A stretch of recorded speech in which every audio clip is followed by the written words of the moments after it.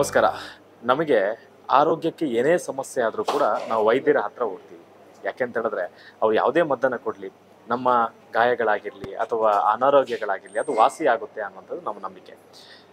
ವೈದ್ಯರುಗಳು ಕೂಡ ಅವರದ್ದೇ ಒಂದೊಂದು ಸಂಘಟನೆಗಳನ್ನು ಮಾಡ್ತಾ ಇರ್ತಾರೆ. ಅದರಲ್ಲಿ ಪ್ರಮುಖವಾಗಿರುವಂಥದ್ದೇ Ayush federation of India. Ayush ಅಂದರೆ ಏನು, ಯಾವೆಲ್ಲ ವೈದ್ಯರುಗಳು ಈ ಒಂದು ಫೆಡರೇಷನ್ ಅಂಡರಲ್ಲಿ ಬರ್ತಾರೆ, ಅದರ ಜೊತೆಗೆ ಇವರ ಕೆಲಸಗಳೇನಿರುತ್ತೆ, ಯಾವ ರೀತಿಯಾಗಿ ಜನರ ಆರೈಕೆಯನ್ನು ಮಾಡ್ತಾರೆ ಅಥವಾ ಅನಾರೋಗ್ಯಕ್ಕೆ ಪೀಡಿತರಾಗಿರುವಂತಹ ಅವರನ್ನು ಯಾವ ರೀತಿ ಆರೈಕೆ ಮಾಡ್ತಾರೆ ಅದೆಲ್ಲವನ್ನು ಕೇಳುವ. ಅದರ ಜೊತೆಗೆ ಇವತ್ತು ಬೆಳ್ತಂಗಡಿ ತಾಲೂಕಿನಲ್ಲಿ ಆಯುಷ್ ಫೆಡರೇಷನ್ ಆಫ್ ಇಂಡಿಯಾದ ಒಂದು ಕಮಿಟಿಯ ಸಭೆ ಇವತ್ತು ನಡೀತಾ ಇದೆ. ಮೊದಲನೇ ಸಭೆ ಇಲ್ಲಿ ನಡೀತಾ ಇದೆ. ಇಲ್ಲೂ ಕೂಡ ವೈದ್ಯರುಗಳೆಲ್ಲ ಸೇರಿಕೊಂಡು ಒಂದು ರೀತಿಯ ಸಂಘಟನೆ ಮಾಡಿಕೊಂಡು ಎಲ್ಲರೂ ಸಂಘಟಿತರಾಗುವ ಅನ್ನೋಂಥ ಯೋಚನೆ ಇದೆ. ನಮ್ಮ ಜೊತೆಗೆ ಈ AYUSH federation of India Dakshina Kannada ಜಿಲ್ಲೆಯ ಜಿಲ್ಲಾಧ್ಯಕ್ಷರಾಗಿರುವಂತಹ ಕೃಷ್ಣ ಗೋಖಲೆ ಅವರು ನಮ್ಮ ಜೊತೆಗಿದ್ದಾರೆ. ಸರ್ ನಮಸ್ತೆ. ನಮಸ್ತೆ. ಆಯುಷ್ ಅಂದಾಗ ಜನರಿಗೆ ಅನೇಕ ಸಂಶಯ, ಹೇಗೆ ಅದನ್ನು ಡಿಸ್ಕ್ರೈಬ್ ಮಾಡ್ತೀವಿ? ನೀವು ಹೇಳಿದ್ದು ಸರಿ ಇದೆ. ಸಾಮಾನ್ಯ ಆಯುಷ್ ಅಂತ ಹೇಳಿದ ಕೂಡಲೇ ಆಯುರ್ವೇದ ಅಂತ ಸಾಮಾನ್ಯ ಜನರು ತಿಳ್ಕೊಳ್ಳುವಂಥದ್ದು ಹಾಗೆ. ಆದರೆ ಆಯುಷ್ ಸಚಿವಾಲಯ ಅಥವಾ ಆಯುಷ್ ಫೆಡರೇಷನ್ ಆಫ್ ಇಂಡಿಯಾದಲ್ಲಿ ಅಂದರೆ ಅಲೋಪತಿಯ ಹೊರತಾಗಿ ಯಾವರೆಲ್ಲ ವೈದ್ಯರುಗಳಿದ್ದಾರೆ, ಇದರಲ್ಲಿ Ayurveda, yoga and naturopathy, Unani, naturopathy, next ಇದು ಏನು ನಮ್ಮ ಸಿದ್ಧ, ನಮ್ಮಲ್ಲಿ ಜಾಸ್ತಿ ಇಲ್ಲ, ತಮಿಳ್ನಾಡಲ್ಲೆಲ್ಲ ಉಂಟು, ಮತ್ತು ಹೋಮಿಯೋಪತಿ, ಇದೆಲ್ಲ ಸೇರಿ ನಮ್ಮ ಎಲ್ಲ ಆಯುಷ್ ವೈದ್ಯರುಗಳು. ಅದ ಸಾಮಾನ್ಯ ಅಲೋಪತಿಯಲ್ಲಿ IMA ಅಂತ ಉಂಟು, ಇಂಡಿಯನ್ ಮೆಡಿಕಲ್ ಅಸೋಸಿಯೇಷನ್ ಅಂತೇಳಿ. ಹಾಗೆ ಇದು ನಮ್ಮದು AYUSH federation of India, AYUSH ವೈದ್ಯರ ಸಂಘ. ಯಾರು ಆಯುಷ್ ಪ್ರಾಕ್ಟೀಸ್ ಮಾಡ್ತಾರೆ ಅವರ ಇದು ಸಂಘಟನೆ. ಸಾಮಾನ್ಯ 2010ರಲ್ಲಿ ಸ್ಟಾರ್ಟ್ ಆಗಿದೆ. ಇದು ರಿಜಿಸ್ಟರ್ಡ್ ಸಂಘಟನೆ. ಇದು ನಮ್ಮದು ಮೇಯ್ನ್ ಕಾರ್ಯಗಳಂದರೆ ವೈದ್ಯರುಗಳು ಹೇಗೆಂದರೆ ನಮ್ಮ ವಿದ್ಯಾಭ್ಯಾಸ ನಮ್ಮದು ಡಿಗ್ರಿ ಮುಗಿದಾಗ ಮುಗಿಯೋದಿಲ್ಲ. ನಾವು ಕಂಟಿನ್ಯೂಸ್ ಆಗಿ ನಮ್ಮನ್ನು ನಾವು ಅಪ್ಡೇಟ್ ಮಾಡ್ಕೊಳ್ತಾ ಇರಬೇಕಾಗ್ತದೆ. ಅದಕ್ಕೆ ನಾವು CMEs ಅಂತ ಮಾಡ್ತೇವೆ, ಕಂಟಿನ್ಯೂಯಿಂಗ್ ಮೆಡಿಕಲ್ ಎಜುಕೇಷನ್ ಅಂಥೇಳಿ. ಸರ್ಕಾರದ ಕಾನೂನಿನ ಪ್ರಕಾರ ಅಥವಾ ಕೇಂದ್ರ ಸರ್ಕಾರದ ಕಾನೂನಿನ ಪ್ರಕಾರ ಪ್ರತಿಯೊಬ್ಬ ವೈದ್ಯ ಕೂಡ 1 ವರ್ಷಕ್ಕೆ 30 ಗಂಟೆಗಳಷ್ಟು CMEಯನ್ನು ಅಟೆಂಡ್ ಮಾಡಲೇಬೇಕು. ಹಾಗಾದರೆ ಮಾತ್ರ ನಮ್ಮ ಸರ್ಟಿಫಿಕೇಟ್ ರಿನ್ಯೂವಲ್ ಆಗ್ತದೆ. ಅಂದರೆ ನಮ್ಮದು ಏನಿದೆ ನಿಂತ ನೀರಲ್ಲ ನಮ್ಮ ವಿದ್ಯಾಭ್ಯಾಸ. ಪ್ರತಿದಿನ ಕಲಿತೇವೆ ನಾವು. ನೀವೀಗ BA ಮಾಡ್ತೀರಿ, BCom ಮಾಡ್ತೀರಿ, ಯಾವುದೋ ಒಂದು ಡಿಗ್ರಿ ಮಾಡಿದರೆ ನಿಮ್ಗೆ ಕಲಿತ ಕೂಡಲೇ ಜಾಬ್ ಸಿಗ್ತದೆ, ನೀವು ಕಲಿತದ್ದನ್ನು ಮರೆತು ಬಿಡ್ತೀರಿ. ಅದು ನಮ್ಮದು ಹಾಗಲ್ಲ. ಪ್ರತಿದಿನವೂ ನಾವು ಕಲಿಬೇಕಾಗ್ತದೆ. ಆ ಕಲಿತದ್ದನ್ನು ಪುನಃ ನಮ್ಮನ್ನು ರಿಫ್ರೆಶ್ ಮಾಡಿಕೊಳ್ಳಿಕ್ಕೋಸ್ಕರ ಅಥವಾ ಅಪ್ಡೇಟ್ ಮಾಡಿಕೊಳ್ಳಿಕ್ಕೋಸ್ಕರ ಈ ಸಂಘಟನೆ. ಮತ್ತು ಬೇರೆ ಬೇರೆ ಕಾರ್ಯಗಳು ನಾವು ಬೇರೆ ಬೇರೆ ಮೆಡಿಕಲ್ ಕ್ಯಾಂಪ್ಸ್ ಮಾಡ್ತೇವೆ. ಅಥವಾ ಮೊನ್ನೆ ಇದರಲ್ಲಿ ಕೋಲ್ಕತ್ತಾದಲ್ಲಿ ಒಂದು ಅಹಿತಕರ ಘಟನೆ ಆಯಿತು. ಅದರ ಬಗ್ಗೆ ಪ್ರತಿಭಟನೆಯಲ್ಲಿ ಕೂಡ ನಾವು ಪಾಲ್ಗೊಂಡಿದ್ದೆವು, IMAಗೆ ಸಪೋರ್ಟಿವ್ ಆಗಿ. ಸಾಮಾನ್ಯ ಅಷ್ಟರ ಮೇಲೆ ಬೇರೆ ಬೇರೆ ಸಮಸ್ಯೆಗಳು ಬಂದಾಗ ನಾವು ಆಯಾಯ ಒಂದು ಡಿಪಾರ್ಟ್ಮೆಂಟನ್ನು ಭೇಟಿಯಾಗಿ ನಮ್ಮ ವೈದ್ಯರುಗಳ ಒಂದು ಏನು ಸಮಸ್ಯೆಗಳುಂಟು ಅದಕ್ಕೆ ಸ್ಪಂದಿಸ್ತೇವೆ. ಹಾಗೆ ಆಯುಷ್ ಸಚಿವಾಲಯ ಏನಿದೆ ಅದಕ್ಕೂ ಈ ಸಂಘಟನೆಗೆ ಇಲ್ಲ, ಆಯುಷ್ ಸಚಿವಾಲಯದ ಕೇಂದ್ರ ಸರ್ಕಾರದಿಂದ ಆಯುಷ್ ವೈದ್ಯರುಗಳಿಗಾಗಿ ಇರುವ ಏನು ಅದೊಂದು ಸಚಿವಾಲಯ. ಇದು ನಮ್ಮ ವೈದ್ಯರುಗಳ ಸಂಘ. IMA ಇದ್ದಾಗೆ ನಮ್ಮದು ಆಯುಷ್ ಫೆಡರೇಷನ್ ಆಫ್ ಇಂಡಿಯಾ. ಮುಂದಿನ ದಿನಗಳಲ್ಲಿ ಬೆಳ್ತಂಗಡಿ ತಾಲೂಕಿಗೆ ನಿಮ್ಮ ಫೆಡರೇಷನ್ ಮೂಲಕ ಅಥವಾ ನಿಮ್ಮ ಸಂಘಟನೆ ಮೂಲಕ ಏನು ಕೊಡ್ಲಿಕ್ಕೆ ಇಷ್ಟಪಡ್ತೀವಿ? ಇಲ್ಲ, ಖಂಡಿತ ಅವರೀಗ ಒಳ್ಳೆ ನಮ್ಮ ಎನರ್ಜೆಟಿಕ್ ಲೀಡರ್ಸ್ ಇವತ್ತು ಪದಗ್ರಹಣ ಮಾಡ್ತಾ ಇದ್ದಾರೆ. ಅವರಿಂದ ಇನ್ನೂ ನಮ್ಮ ಇಲ್ಲಿಯ ವೈದ್ಯರಿಗೆ ಹೆಚ್ಚಿನ ಎಜುಕೇಷನ್ ಸಿಗ್ತಾ ಹೋಗಬೇಕು. ಅಂದರೆ ಅವರಿಗೆ ನಾಲೆಜ್ ಅಪ್ಡೇಟ್ ಆಗ್ತಾ ಇರಬೇಕು. ಮತ್ತು ಅವರ ಕಡೆಯಿಂದ ಸಾರ್ವಜನಿಕರು ಕೂಡ ಬೇರೆ ಬೇರೆ ಮೆಡಿಕಲ್ ಕ್ಯಾಂಪ್ಸ್ ಇರ್ಬೋದು ಅಥವಾ ವೈದ್ಯಕೀಯ ಮಾಹಿತಿ ಶಿಬಿರಗಳಿರ್ಬೋದು, ಅದೆಲ್ಲ ಖಂಡಿತ ಮುಂದುವರಿಸ್ತಾರೆ ಅಂತ ನಾವು ಸಹ ಎಲ್ಲ ಕಡೆಗಳಲ್ಲಿ ಮಾಡ್ತಾ ಇದ್ದಾರೆ. ಇಲ್ಲಿ ಕೂಡ ಅದನ್ನು ಖಂಡಿತ ಮಾಡ್ತಾರೆ ಅವರು. ಹೌದು. ಸಾಮಾನ್ಯವಾಗಿ ಜನರಿಗೆ ಒಂದು ಸಂಶಯಗಳಿರುತ್ತೆ, ಈ MBBS ಡಾಕ್ಟರ್ಗಳು ಮತ್ತು ಅಥವಾ ಈ ಆಯುಷ್ ಡಾಕ್ಟರ್ಗಳು ಇರುವಂತಹ ವ್ಯತ್ಯಾಸ ಏನು? ಹೌದು, ಆ್ಯಕ್ಚುಲಿ ಏನಿದೆ, ಮುಂಚೆ ಎಲ್ಲ ವ್ಯತ್ಯಾಸ ಇತ್ತು. ಈಗ ಸಾಮಾನ್ಯ 1981ರಿಂದ ನ್ಯಾಷನಲ್ ವೈಡ್ ಒಂದೇ ಸಿಲೆಬಸ್. ಮುಂಚೆ ಹೇಗೆಂದರೆ ಒಂದೊಂದು ರಾಜ್ಯಕ್ಕೆ ಒಂದೊಂದು ಸಿಲೆಬಸ್ ಇತ್ತು ಆಯುರ್ವೇದ ವೈದ್ಯರುಗಳಿಗೆ. ಈಗ ಆಲ್ ಓವರ್ ಇಂಡಿಯಾ ಮುಂಚೆ CCIM ಅಂತಿತ್ತು, central council of Indian medicine ಅಂತ. ಈಗ BAMS ಅಂತ ಹೇಳಿ, bachelor of ayurvedic medicine and surgery. ಎಲ್ಲ MBBS ಡಾಕ್ಟರ್ಗಳು ಏನೆಲ್ಲ ಕಲಿತಾರೆ ಅದನ್ನೆಲ್ಲ ಆಯುರ್ವೇದ ವೈದ್ಯರುಗಳು ಅವರ ಕಾಲೇಜುಗಳಲ್ಲಿ ಕಲಿತಾರೆ. ಆದರೆ ನಾವು ಪ್ರಾಕ್ಟೀಸ್ ಮಾಡುವಂಥದ್ದು ಹೆಚ್ಚು ಆಯುರ್ವೇದ ಮೆಡಿಸಿನ್ಗಳು. ಅದರ ಬಗ್ಗೆ ನಾವು ಹೆಚ್ಚಿನ ಅಭ್ಯಾಸ ಮಾಡ್ತೇವೆ ಆಯುರ್ವೇದದ ಬಗ್ಗೆ. ಮುಂದೆ ಬರುವಂತಹ ಪೀಳಿಗೆಗಳು ಯಾಕೆ ಆಯುಷನ್ನು ಚೂಸ್ ಮಾಡಬೇಕು? ಖಂಡಿತ. ಯಾಕಂದರೆ ಈಗ ನಾವು ಸದ್ಯ ನೋಡೋದಾದರೆ ನಾವು ಲೈಫ್ ಸ್ಟೈಲ್ ಡಿಸಾರ್ಡರ್ಸ್ ಅಂತ ಹೇಳ್ತೇವೆ. ಅಂದರೆ ಸಾಮಾನ್ಯ ಅದಕ್ಕೆ ಕನ್ನಡದಲ್ಲಿ ನೀವು ಹೇಗೆ ಹೆಸರು ಹೇಳ್ತೀರಾ ಗೊತ್ತಿಲ್ಲ. ಜೀವನ ಶೈಲಿ, ಡಯಾಬಿಟಿಸ್ ಇರ್ಬೋದು, ಬಿ ಪಿ ಇರ್ಬೋದು, ಸ್ಥೌಲ್ಯ ಒಬೆಸಿಟಿ ಅಂತ ಹೇಳ್ತೇವೆ, ಸ್ಟ್ರೆಸ್ ಇರ್ಬೋದು, ಹೆಂಗಸರಿಗೆ PCS PCOD ಅದನ್ನು ಮಕ್ಕಳಾಗೋದಿಲ್ಲ, ಬೇರೆ ಬೇರೆ ಸಮಸ್ಯೆಗಳಿಗೆ ಎಲೋಪತಿಯವರು ಒಳ್ಳೆ ಮೆಡಿಸಿನ್ ಕೊಡ್ತಾರೆ. ಅದು ಅವರಿಗಿಂತ ಸ್ವಲ್ಪ 1% ಹೆಚ್ಚು ಒಳ್ಳೆಯ ಮೆಡಿಸಿನ್ ನಮಗೆ ಕೊಡುವ ಒಂದು ಯೋಗ್ಯತೆ ಇದೆ. ಅಷ್ಟು ನಮ್ಮ ಸಕ್ಸಸ್ ರೇಟ್ ಕೂಡ ಅಷ್ಟಿದೆ. ನೀವು ಡಯಾಬಿಟಿಸ್ ತಗೊಳ್ಳಿ, BP ತಗೊಳ್ಳಿ, ಅಥವಾ ಏನು ಗಂಟು ನೋವುಗಳಿರ್ಬೋದು, ಅಥವಾ ಅಸ್ತಮ ಇರ್ಬೋದು, ಅಲರ್ಜಿ ಇರ್ಬೋದು, ಇಂಥ ಸಮಸ್ಯೆಗಳಿಗೆ ಅಲೋಪತಿ ಮೆಡಿಸಿನ್ಗಿಂತ ಉತ್ತಮ ಔಷಧಿಗಳು ಆಯುರ್ವೇದದಲ್ಲಿದೆ. Good evening all. I am Dr. Deepika Shetty, Assistant Professor Obstetrics and Gynecology in SDM Naturopathy College, Ujire. I am here today to attend the CME program, which is hosted by the Ayush Federation of India, Belthangady branch. I'm extremely happy that this venture has been undertaken in the Belthangady branch, because here we are going to meet all the doctors who come under in this Belthangady branch, and especially all the systems of Ayush. So it's a very good innovative. It's more. It will be where we can meet all the doctors, and it will be so more educational. And they will be conducting more CMEs also, and health awareness camps. I look forward to health awareness camps and further CMEs, and also the future meetings, meetings like this. So this will promote a sense of unity among all the doctors in Belthangady Taluk. Thank you. Om Shri Dhanvantaraya Namaha. My humble pranam at the lotus feet of Lord Manjunatha and Lord Janardana. I, Dr. Chandini, postgraduate from SDM College of Naturopathy and Yogic Sciences, Ujire, serving as MC of the event, and it's my pleasure to welcome you all for today's installation ceremony of AFI new office bearers and CME program by Ayush Federation of India, Belthangadi Taluku, in association with KMC Hospital, Attawar, Mangalore. Any program would be incomplete without seeking the blessing of Almighty. Let us begin today's ceremony with a prayer song to invite divine grace. I would now like to call upon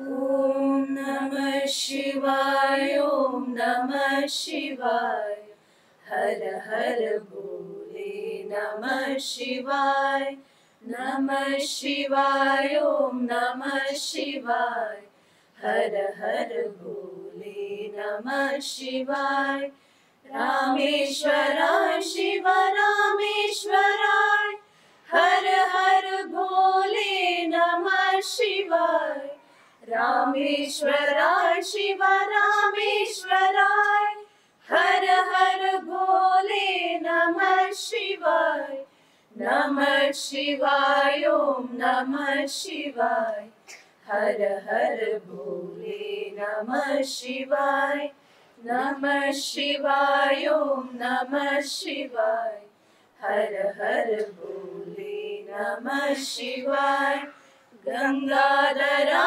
Shiva Gangadhara, Har Har Bole Namah Shivaya, Gangadhara Shiva Gangadhara, Har Har Bole Namah Shivaya, Namah Shivaya, Om Namah Shivaya, Har Har Bole Namah Shivaya, Namah Shivaya, Om Namah Shivaya, Jatadhara Shiva Jatadhara, Har Har Bole Namah Shivaya, Jatadhara Shiva Jatadhara, Har Har Bole Namah Shivaya, Namah Shivaya, Om Namah Shivaya, Har Har Bole Namah Shivaya, Har Har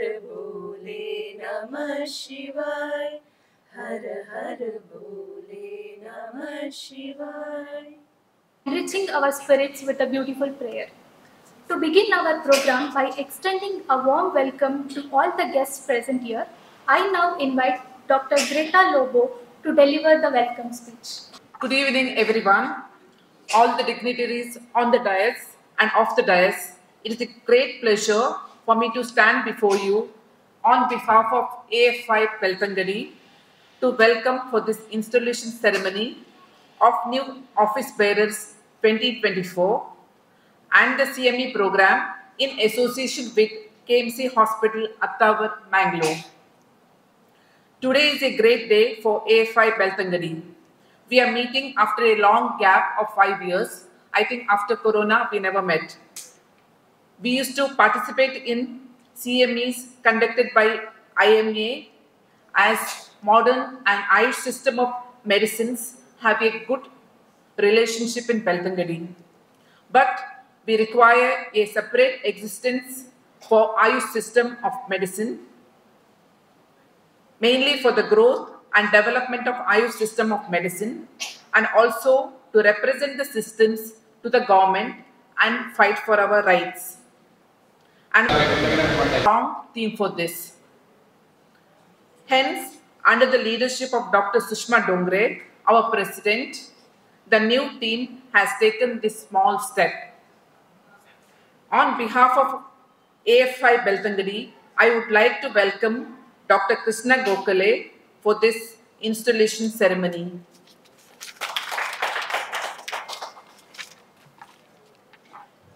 He is the president of AFI Dakshina Kannada.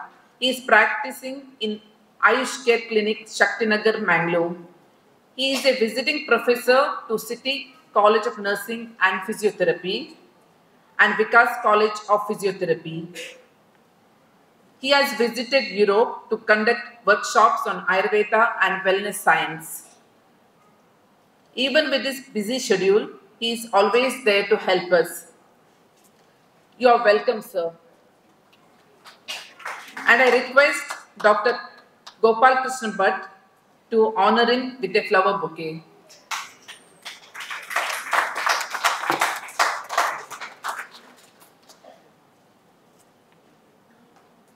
On behalf of AFI Belthangady, I would like to welcome Dr. Chakrapani, today's resource person. He is the professor of general medicine and he is the medical superintendent of KMC Hospital, Attawar, Mangalore. In spite of your busy schedule, sir, you have come all along to share your knowledge with us. Welcome you, sir. And I request Dr. Shivanand Swami to honor him with a flower bouquet.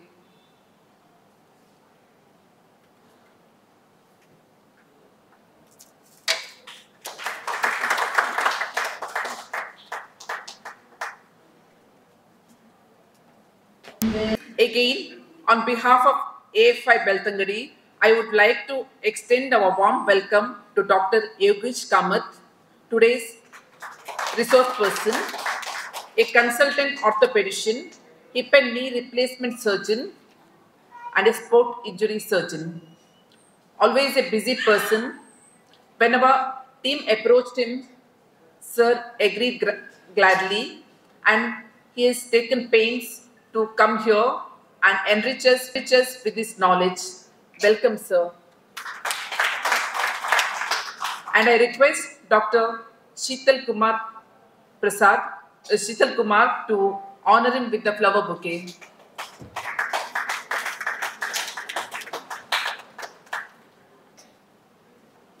On behalf of AFI Belthangady, I would like to extend our warm welcome to Dr. Mohandas Gowda. He is a senior practitioner from Kokkada. He has vast knowledge of allopathy, homeopathy and Ayurveda. He has worked in Venlock Hospital as well as in the treatment of prisoners. Welcome you, sir. Now I request Dr. Amit Kadilkar to honor him with the flower bouquet.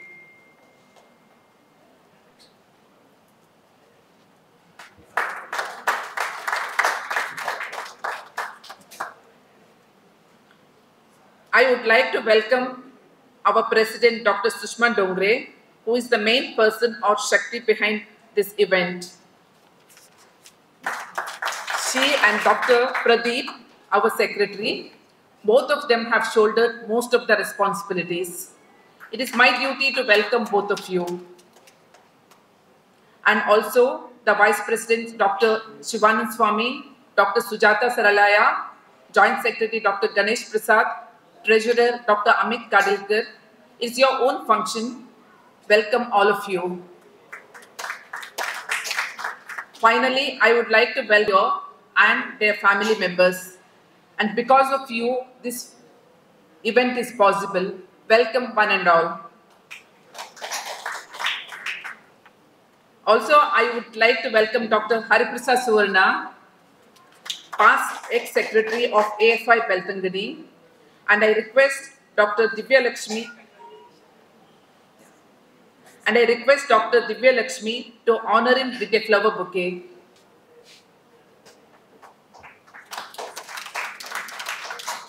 Welcome one and all.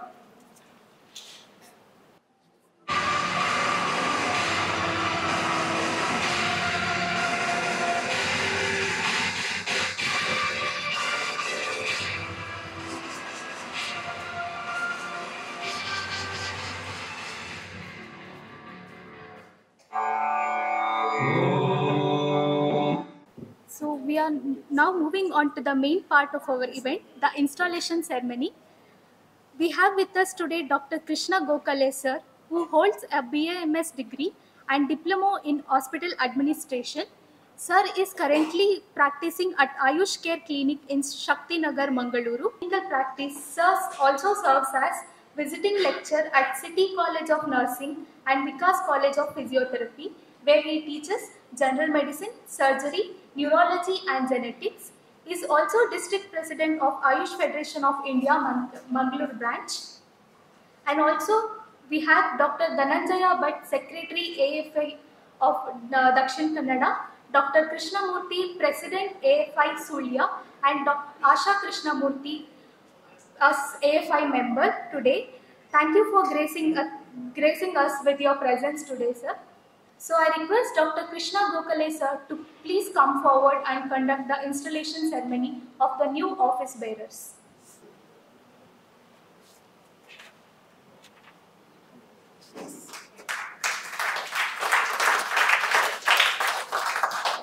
Next we have Dr. Pradeep, our new secretary.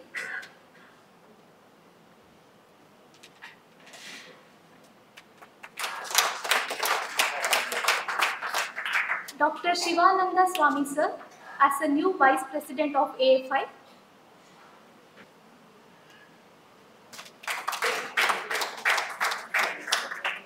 Dr. Greta Lobo, new Vice President of AFI.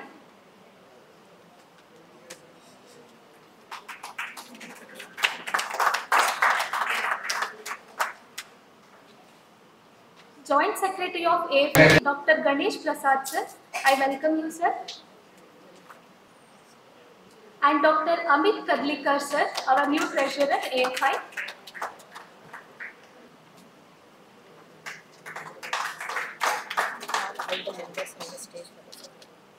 I request all the new office bearers to gather on the stage for a group photo.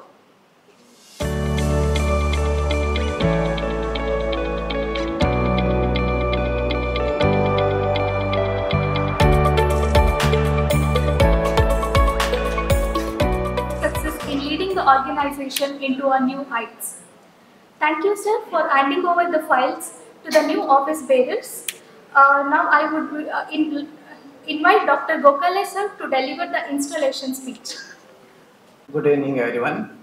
Hereby I announce formation of new office bearers of AFI Belthangady.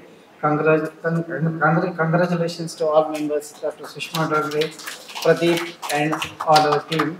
About AFI and other things I will present later once program is finished. Congratulations to all. Thank you for giving me this opportunity. Thank you. Thank you, sir. Now I request Dr. Chakrapani sir, Professor, Department of Medicine and MS of KMC Hospital, Ottawa, to address the gathering. Dignitaries on the dais and my dear friends, it gives me great pleasure to be part of this installation ceremony especially a rejuvenated AFI Belthangady under leadership of Dr. Sushma and Dr. Pradeep, and I'm very happy to be part of this initial first meeting, mainly because Dr. Pradeep is a very good friend of mine and dynamic leader, and also Dr. Sushma, and under the leadership I'm sure that AFI Belthangady will scale new heights and achieve lot many things in the years to come. All the best wishes to the new team and all members here. Thank you very much. Thank you, sir. Now I request our new president, Dr. Sushma Dongre, to deliver presidential speech. ಓಂ ಶ್ರೀ ಧನ್ವಂತರಯೇ ನಮಃ. ಎಲ್ಲರಿಗೂ ಶುಭ ಸಂಜೆ. ವೇದಿಕೆ ಮೇಲೆ ಆಸೀನರಾಗಿರುವ AYUSH federation of India Dakshina Kannada ಜಿಲ್ಲೆಯ ಅಧ್ಯಕ್ಷರಾದ doctor Krishna Gokhale ಅವರೇ, ಇಂದಿನ CME ನಡೆಸಿಕೊಡಲಿರುವ ಹೆಸರಾಂತ ವೈದ್ಯರಾದ ಡಾಕ್ಟರ್ ಚಕ್ರಪಾಣಿ ಸರ್ ಹಾಗೂ ಡಾಕ್ಟರ್ ಯೋಗೇಶ್ ಕಾಮತ್ ಸರ್ ಅವರೇ, ಹಿರಿಯರಾದ ಡಾಕ್ಟರ್ ಮೋಹನ್ ದಾಸ್ ಗೌಡ ಅವರೇ, ನಮ್ಮ ಊರಿನವರೇ ಆದ ಡಾಕ್ಟರ್ ಹರಿಪ್ರಸಾದ್ ಸುವರ್ಣ ಅವರೇ, ನಮ್ಮ ಆಹ್ವಾನವನ್ನು ಸ್ವೀಕರಿಸಿ ಬಂದು ಆಸೀನರಾಗಿರುವ ಎಲ್ಲ ವೈದ್ಯ ಮಿತ್ರರೇ, ಹಿರಿಯರೇ, ಕುಟುಂಬ ಸದಸ್ಯರೇ ಹಾಗೂ ಹಿತೈಷಿಗಳೇ, ನಿಮ್ಮೆಲ್ಲರ ಆಶೀರ್ವಾದ ಹಾಗೂ ಶುಭ ಹಾರೈಕೆಗಳಿಂದ ಇಂದು ನಾವು AYUSH federation of India Belthangady ತಾಲೂಕಿನ ಚುಕ್ಕಾಣಿಯನ್ನು ಹಿಡಿದಿದ್ದೇವೆ. ನಾನು ಅಧ್ಯಕ್ಷಳಾದದ್ದು ಆಕಸ್ಮಿಕವಾಗಿ. ಮಂಗಳೂರಿನಲ್ಲಿ ನಡೆದ ಒಂದು CMEಗೆ ಹೋದಾಗ ಡಾಕ್ಟರ್ ಶ್ರೀದೇವಿ ಭಟ್ ಅವರ ಒತ್ತಾಯದ ಮೇರೆಗೆ ನಾನು ಈ ಪದವಿಯನ್ನು ಸ್ವೀಕರಿಸಬೇಕಾಗಿ ಬಂತು. ಈ ಸಂಘದ ಧ್ಯೇಯ ಉದ್ದೇಶಗಳನ್ನು ಮುಂದುವರಿಸಿಕೊಂಡು ಹೋಗಲು ನಾನು ಆಭಾರಿಯಾಗಿದ್ದೇನೆ. ಮುಂದಿನ 3 ವರ್ಷಗಳ ಅವಧಿಯಲ್ಲಿ ನಾವು ನಮ್ಮ ತಾಲೂಕಿನಲ್ಲಿ ಹಲವು CMEಗಳನ್ನು ನಡೆಸಿಕೊಂಡು ಹೋಗಬೇಕೆಂದು ನಿರ್ಧರಿಸಿರುತ್ತೇವೆ. ಹಾಗೂ ವರ್ಷಕ್ಕೊಂದು ಕುಟುಂಬೋತ್ಸವವನ್ನು ನಡೆಸುವ ಆಸೆಯನ್ನು ಸಹ ಹೊಂದಿದ್ದೇವೆ. ಸರ್ಕಾರದ ನಿಯಮದ ಪ್ರಕಾರ ಪ್ರತಿ ವರ್ಷದಲ್ಲಿ 5 ರಿಂದ 6 CMEಗಳನ್ನು ಅಟೆಂಡ್ ಆಗಿ ಪಾರ್ಟಿಸಿಪೇಷನ್ ಸರ್ಟಿಫಿಕೇಟ್ ಪ್ರತಿ ವೈದ್ಯರು ಹೊಂದಿರಬೇಕೆಂದು ಇದೆ. ಅದನ್ನು ಮಾಡಬೇಕಾದರೆ ನಾವು ಸಾಧ್ಯವಾದಷ್ಟು CMEಗಳನ್ನು ಅಟೆಂಡ್ ಆಗಬೇಕು ಹಾಗೂ ಅದನ್ನು ನಡೆಸಿಕೊಡ್ಬೇಕಾಗಿದೆ. ಇದು ಕಾರ್ಯಗತವಾಗಬೇಕೆಂದರೆ ನಮಗೆ ನಿಮ್ಮೆಲ್ಲರ ಸಹಕಾರ, ಮಾರ್ಗದರ್ಶನ, ಸಹಾಯ ಅತ್ಯಗತ್ಯ. ಆಯುಷ್ ವೈದ್ಯರು ಗ್ರಾಮೀಣ ಪ್ರದೇಶದಲ್ಲಿ ಉತ್ತಮ ಆರೋಗ್ಯ ಸೇವೆಯನ್ನು ಸಲ್ಲಿಸುವಲ್ಲಿ ಮುಂಚೂಣಿಯಲ್ಲಿದ್ದೇವೆ. ಇದನ್ನು ನಾವು ಹೆಮ್ಮೆಯಿಂದ ಹೇಳಿಕೊಳ್ಳಬೇಕಾಗಿದೆ. ಜಿಲ್ಲಾ ಮಟ್ಟದಲ್ಲಿ ನಡೆಯುವ CMEಗಳಿಗೆ ನಮ್ಮ ತಾಲೂಕಿನ ವೈದ್ಯರು ಭಾಗವಹಿಸಲಿದ್ದಾರೆ ಎಂದು ನಾನು ಜಿಲ್ಲಾಧ್ಯಕ್ಷರಿಗೆ ಭರವಸೆ ನೀಡುತ್ತೇನೆ. ಸರ್ಕಾರವು ಹಲವು ನಿಯಮಗಳನ್ನು ಜಾರಿಗೊಳಿಸಿರುತ್ತಾರೆ. ಅದನ್ನು ಪಾಲಿಸುವುದು ನಮ್ಮ ಆದ್ಯ ಕರ್ತವ್ಯವಾಗಿದೆ. ಕೆಲವು ಕಠಿಣ ಪರಿಸ್ಥಿತಿಗಳನ್ನು ನಮ್ಮ ಪ್ರಾಕ್ಟೀಸಿಂಗ್ ಫೀಲ್ಡ್ ಅಲ್ಲಿ ನಾವು ಎದುರಿಸಬೇಕಾದಾಗ ನಮ್ಮ ಸಂಘದ ಸದಸ್ಯರು ಒಗ್ಗಟ್ಟಿನಿಂದ ಕಾರ್ಯನಿರ್ವಹಿಸುವುದು ಇವತ್ತಿನ ದಿನದ ಅಗತ್ಯವಾಗಿದೆ. ಆಯುಷ್ ಫೆಡರೇಷನ್ ಆಫ್ ಇಂಡಿಯಾಗೆ ಡಾಕ್ಟರ್ ಚಕ್ರಪಾಣಿ ಸರ್ ಅವರು ತುಂಬಾ ಸಪೋರ್ಟ್ ಮಾಡ್ತಿದ್ದಾರೆ. ಅವರಿಗೆ ಈ ಸಮಯದಲ್ಲಿ ನಾನು ಧನ್ಯವಾದ ಹೇಳಲು ಇಚ್ಛಿಸುತ್ತೇನೆ. ಹದಗೆಟ್ಟ ರಸ್ತೆಯಲ್ಲಿ ಹಾಗೂ ಪ್ರತಿಕೂಲ ಹವಾಮಾನದಲ್ಲಿ ದೂರದಿಂದ ಬಂದು ನಮಗೆ CME ನಡೆಸಿಕೊಡಲಿರುವ ಹೆಸರಾಂತ ವೈದ್ಯರಾದ ಡಾಕ್ಟರ್ ಚಕ್ರಪಾಣಿ ಸರ್ ಹಾಗೂ ಡಾಕ್ಟರ್ ಯೋಗೇಶ್ ಕಾಮತ್ ಸರ್ಗೂ ನನ್ನ ಮನದಾಳದ ನಮನಗಳು. ಇಂದಿನ ಕಾರ್ಯಕ್ರಮವು ಅಭೂತಪೂರ್ವವಾಗಿ ಹೊರಹೊಮ್ಮಿದೆ. ಇದರ ಪ್ರಾಯೋಜಕತ್ವವನ್ನು ವಹಿಸಿರುವ ಬೆನಕ ಆಸ್ಪತ್ರೆಯ ನಿರ್ದೇಶಕರಾದ ಡಾಕ್ಟರ್ ಗೋಪಾಲ್ ಕೃಷ್ಣ ಸರ್ ಹಾಗೂ ಡಾಕ್ಟರ್ ಭಾರತಿ ಅವರಿಗೆ ಆಭಾರಿಯಾಗಿದ್ದೇನೆ. ದಕ್ಷಿಣ ಕನ್ನಡ ಜಿಲ್ಲೆಯ ಆಯುಷ್ ಫೆಡರೇಷನ್ ಅಧ್ಯಕ್ಷರಾದ ಡಾಕ್ಟರ್ ಕೃಷ್ಣ ಗೋಖಲೆ ಅವರು CME ನಡೆಸಿಕೊಡುವಲ್ಲಿ ನಮಗೆ ಹಲವು ಸಲಹೆಗಳನ್ನು, ಮಾರ್ಗದರ್ಶನವನ್ನು ನೀಡಿರುತ್ತಾರೆ. ಅವರಿಗೂ ಧನ್ಯವಾದಗಳನ್ನು ಹೇಳಲು ಇಚ್ಛಿಸುತ್ತೇನೆ. ಇಂದು ಅಧಿಕಾರ ಸ್ವೀಕರಿಸಲು ಕಾರಣೀಭೂತರಾದ ಡಾಕ್ಟರ್ ಶ್ರೀದೇವಿ ಅವರಿಗೂ ಧನ್ಯವಾದಗಳನ್ನು ಹೇಳಲು ಬಯಸುತ್ತೇನೆ. ಕಾರಣಾಂತರಗಳಿಂದ ಅವರು ಇಂದು ಈ ಸಭೆಯಲ್ಲಿ ಉಪಸ್ಥಿತರಿಲ್ಲ. ನನಗೆ ಬೆನ್ನೆಲುಬಾಗಿ ನಿಂತು ನನಗೆ ಎಲ್ಲಾ ರೀತಿಯ ಸಹಾಯ ಮಾಡಿದ ಡಾಕ್ಟರ್ ಶಶಿಧರ್ ಡೋಂಗ್ರೆ ಅವರಿಗೂ ನನ್ನ ನೆಲ್ಮೆಯ ಧನ್ಯವಾದಗಳು. ನಮ್ಮ ಕಮಿಟಿಯ ಎಲ್ಲಾ ಸದಸ್ಯರ ಸಹಕಾರ, ಪ್ರೋತ್ಸಾಹ ಅವಿಸ್ಮರಣೀಯ. ಇಲ್ಲಿ ಅನೇಕ ಹಿರಿಯರು, ಅನುಭವಿ ವೈದ್ಯರಿದ್ದೀರಿ. ನಾವು ತಪ್ಪಿದಲ್ಲಿ ನಮ್ಮನ್ನು ತಿದ್ದಿ ತೀಡಿ ನಮಗೆ ಮಾರ್ಗದರ್ಶನ ನೀಡಬೇಕೆಂದು ನಾನು ನಿಮ್ಮಲ್ಲೆಲ್ಲ ಕೇಳಿಕೊಳ್ಳುತ್ತೇನೆ. ಹಾಗೂ ಮುಂದೆಯೂ ಇಂತಹ ಅನೇಕ CMEಗಳನ್ನು ನಡೆಸಿಕೊಳ್ಳಲು ನಮಗೆ ಮಾರ್ಗದರ್ಶನ ಕೊಡಬೇಕೆಂದು ನಾನು ಇಂದು ವಿನಂತಿಸಿಕೊಳ್ಳುತ್ತೇನೆ. ಧನ್ಯವಾದಗಳು. Sharing your insights with us today. Now we move on to the felicitation of 2 esteemed personalities, Dr. Gopal Krishna and Dr. Bharati. I request Dr. Chakrapani sir to please come forward to present the felicitation.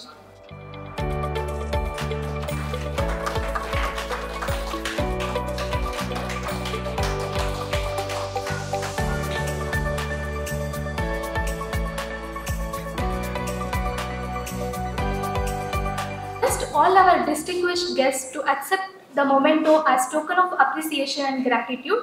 I invite Dr. Sushma Dongre ma'am to present the memento to Dr. Krishna Gokhale sir.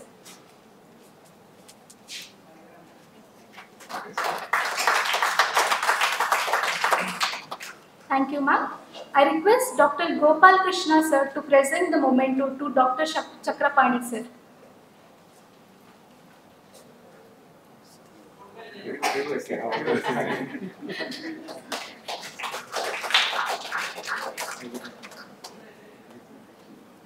Thank you, sir. I request Dr. Pradeep sir to present the memento to Dr. Yogesh Kamath sir.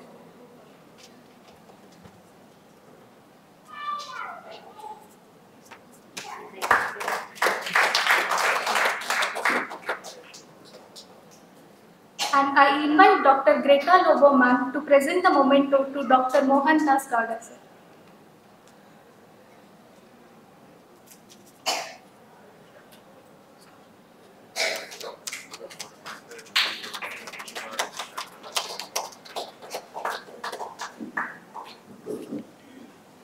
Thank you, ma'am. So we have now come to an end of the installation ceremony. I now invite Dr. Pradeep to extend the oath of thanks. Dr. Anand Bhatt sir to hand over the memento to Dr. Hariprasad Suvarna.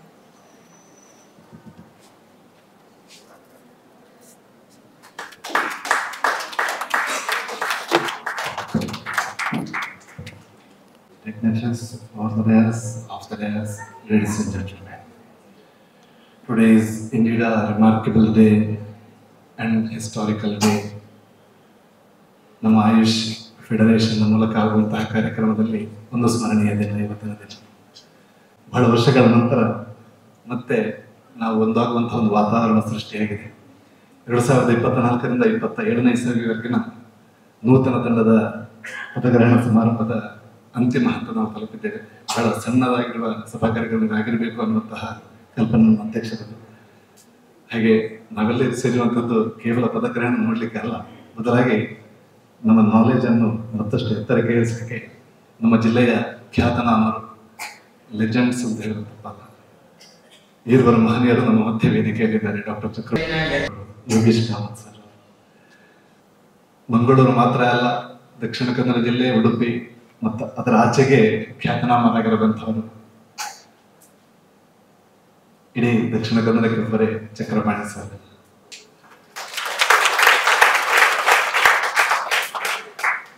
ನಡೆದಾಡುವ ವಿಶ್ವಕೋಶ.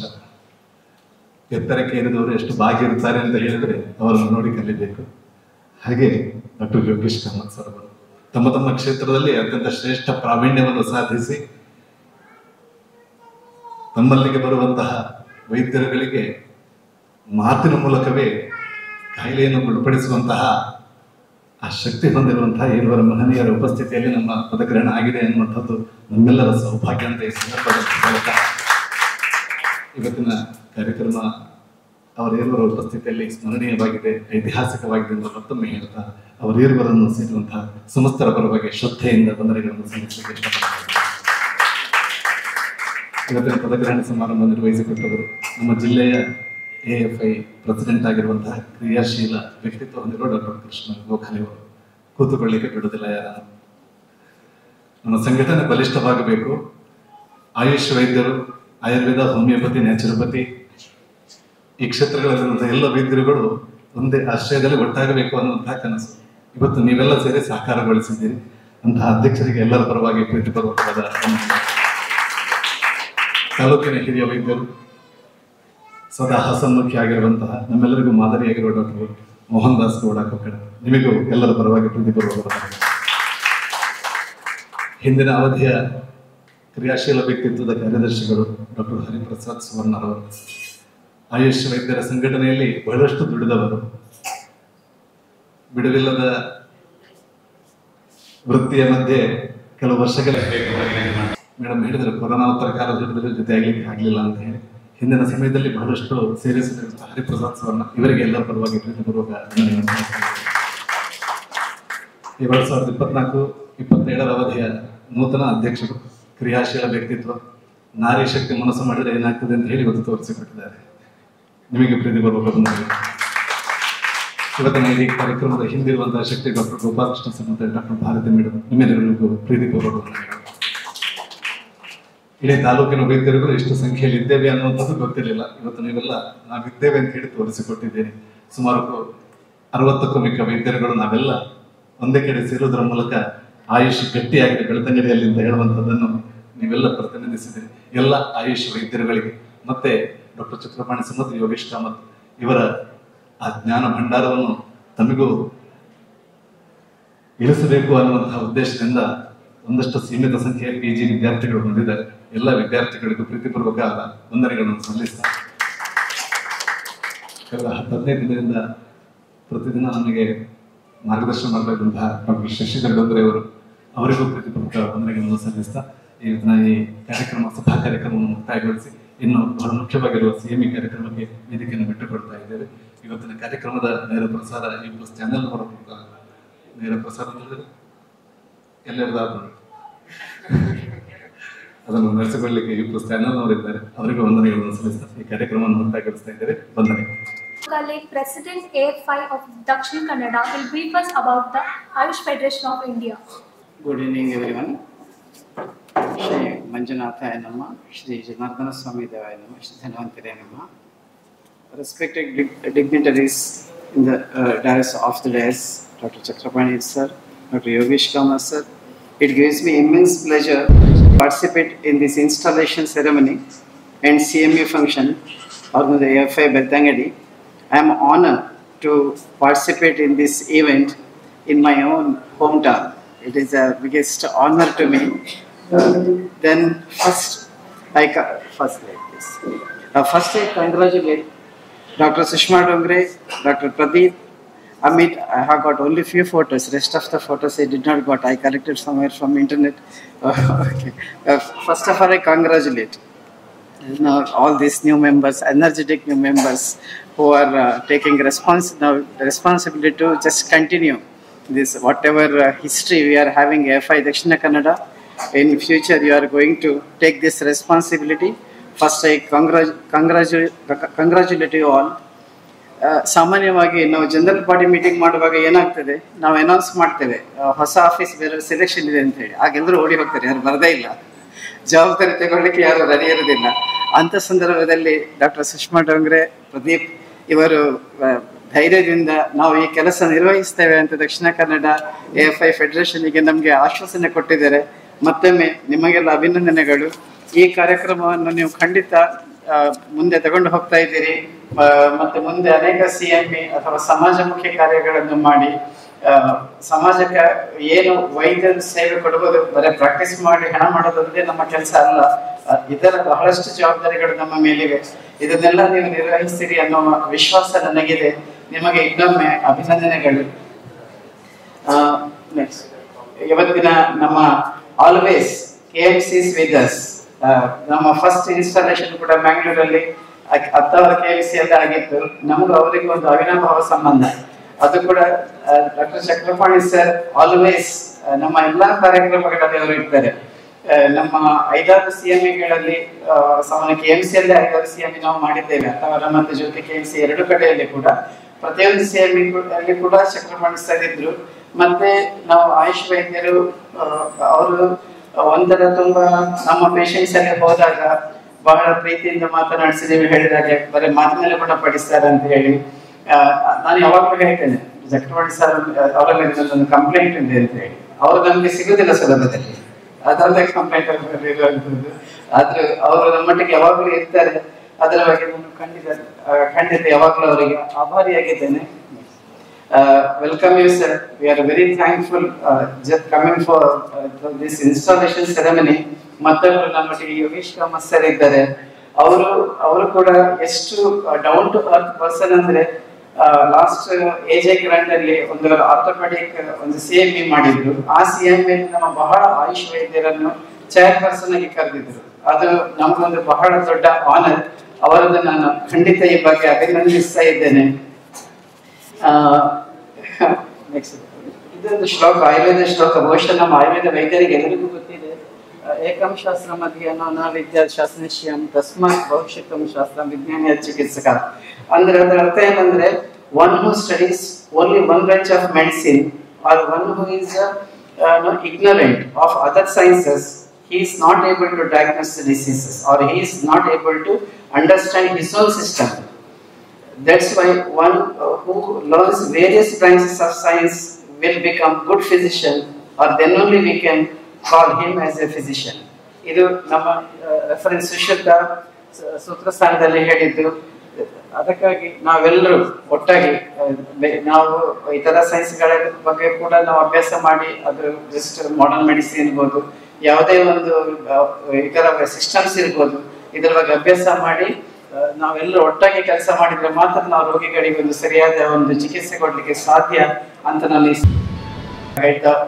ಹೇಳಲಿಕ್ಕೆ ಇಷ್ಟಪಡ್ತಾ ಇದ್ದೇನೆ. Next, future days. Definitely it is days of integrated approach. ನಮ್ಗೆ ಗೊತ್ತಿದೆ, usually when it comes to non communicable diseases, as per recent the Lancet article was there, nearly more than 70% of diseases are non-communicable diseases.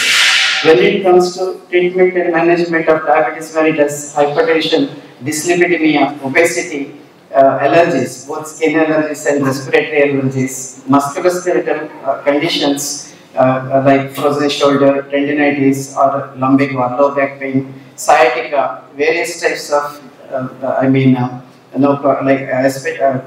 neuropathies, especially diabetic neuropathy, post-herpetic neuropathy, migraine headaches. Slightly they are having upper hand when compared to contemporary medicine. I proudly say that definitely our friends, everyone, they have got their own line of treatment when managing all these conditions. It is in the future days we should come. We should work together with contemporary medical science so that the patient can get complete treatment. What we call giving treatment is different, healing is entirely different. So patient can be healed when we work together. This message I want to give in this platform.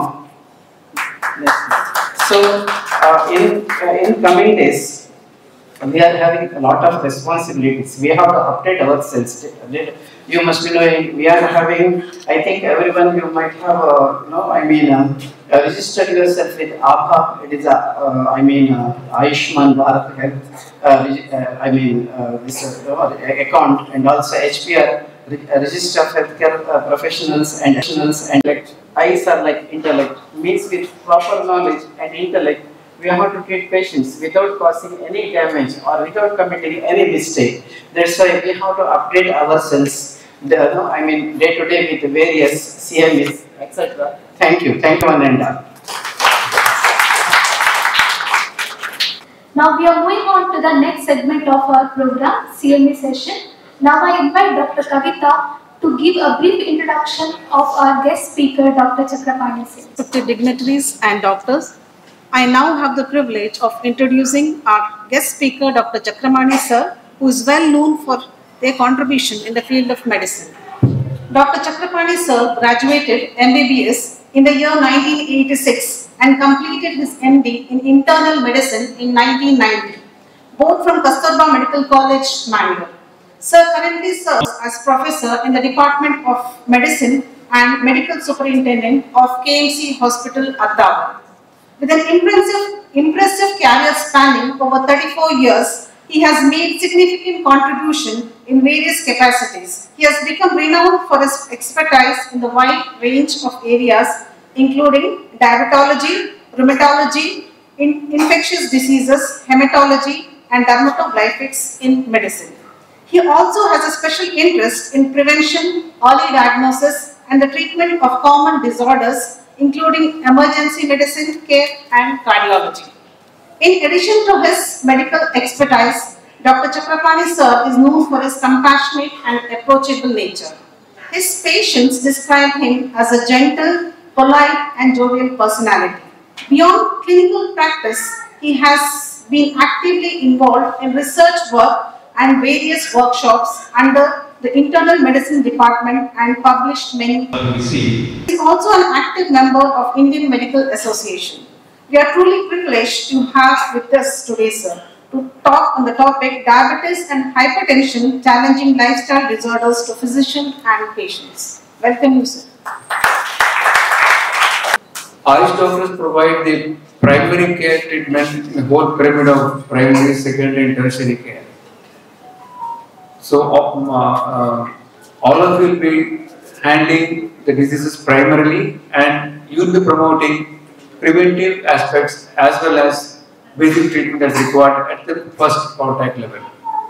That's why the topics today are very much relevant. Dr. Yogesh will be speaking on preventive aspects of that, and I will be focusing on another important lifestyle disease, or rather combination of lifestyle disease, that's hypertension and diabetes. The topic is challenges. It's a real challenge for both the patients and the caregivers.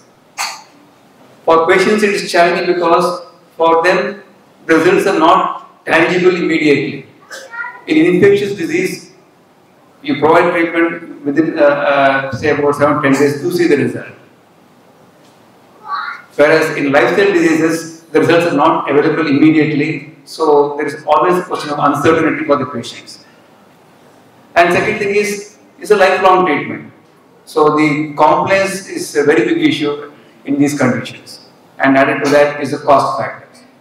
So it's a major challenge for the patients, and for the physicians or doctors, the problem is that to maintain the relationship for a long period of time, and also to change our approach with the change in the data or with the new inventions and discoveries and guidelines. Even in the field of diabetes and hypertension, things are evolving rather rapidly. In fact, in diabetes, every year there will be new guideline. American Diabetic Association comes with the guideline every year. Similarly, hypertension also is another field where things are changing rapidly. Many medications which were very popular earlier, they are slowly going out of the usage, probably because we have understood better and we are getting newer medications also. So we will be going through all these changes that are happening in the field of hypertension and diabetes, and we will start. Next slide, please. We'll start with we'll discuss it along with one of our patients. So the patient is the previous slide.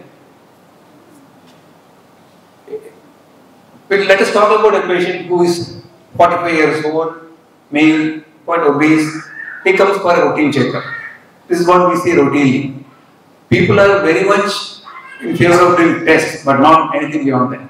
They just want piles of reports and measurements. Every year they will come religiously, like annual vehicle checkup. They want their checkup to be done, and it stops there. And so here is one of a similar patient, 45 years old. He has come for routine checkup. BP is 140/90. What next? So the number is already there. He is already in the threshold. He is already almost crossing the border, and what next? The number of 140/90 is a cutoff point, yes, correct. But is it such a number that we have to start it for all of them, or does it mean that anyone who is less than that is safer? Not necessarily. Blood pressure is a continuous number. We put arbitrary classifications just for sake of our convenience.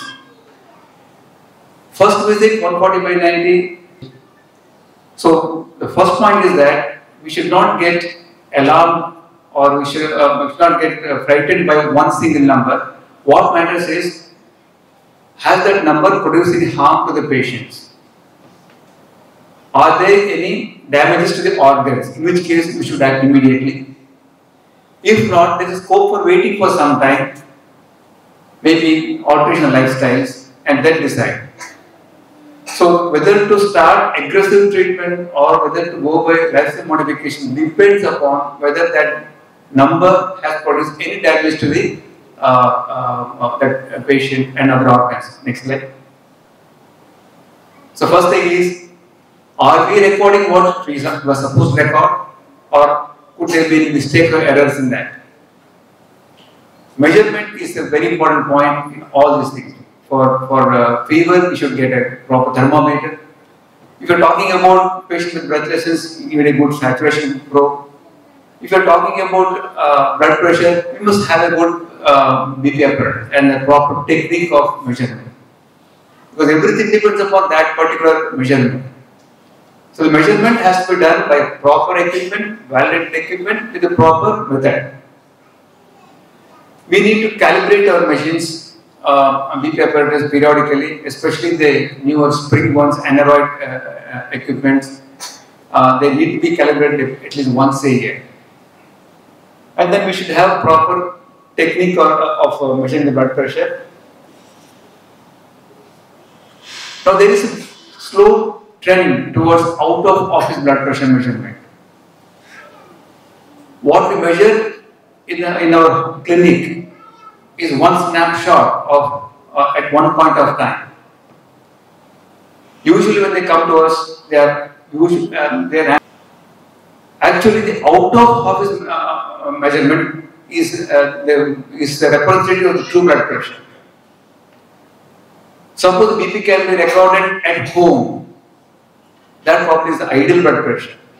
So if your patient says the recording of the blood pressure at home is 130 by 80 and what we record in the clinic is say 150 by 90 or 94, we should go by what has been recorded at home with proper methods. That has been a major change which has been seen during the last 4 to 5 years. Similar to what the revolution was noted with the glucometers. You cannot manage a diabetic properly without a glucometer at home, self-monitoring of the blood glucose. Similarly, a good management of hypertension requires a good measurement at home also. Although it is the ideal way, it is not practical, but we should encourage our patients to have a good BP apparatus and measure it at home. Ideal, but may not be practical yet. But we should promote that culture. And white coat hypertension is one condition where the recordings are high in the office, in the clinic, but when they go home, when it's checked afterwards, the blood pressure recordings are normal. So the BP recording is office measurement with the proper equipment. Earlier we had mercury equipment, but now mercury is banned now, so most of us will have spring, that aneroid blood pressure recorder. Or automatic BP recording instruments are also available. Both of them can be used, and at home we should encourage patients to record with automated blood pressure recording equipment. There is one more tool which is quite useful, that is 24-hour ambulatory BP recording. This is the ideal way of recording the blood pressure status and the response to treatment. Blood pressure is not a single fixed number.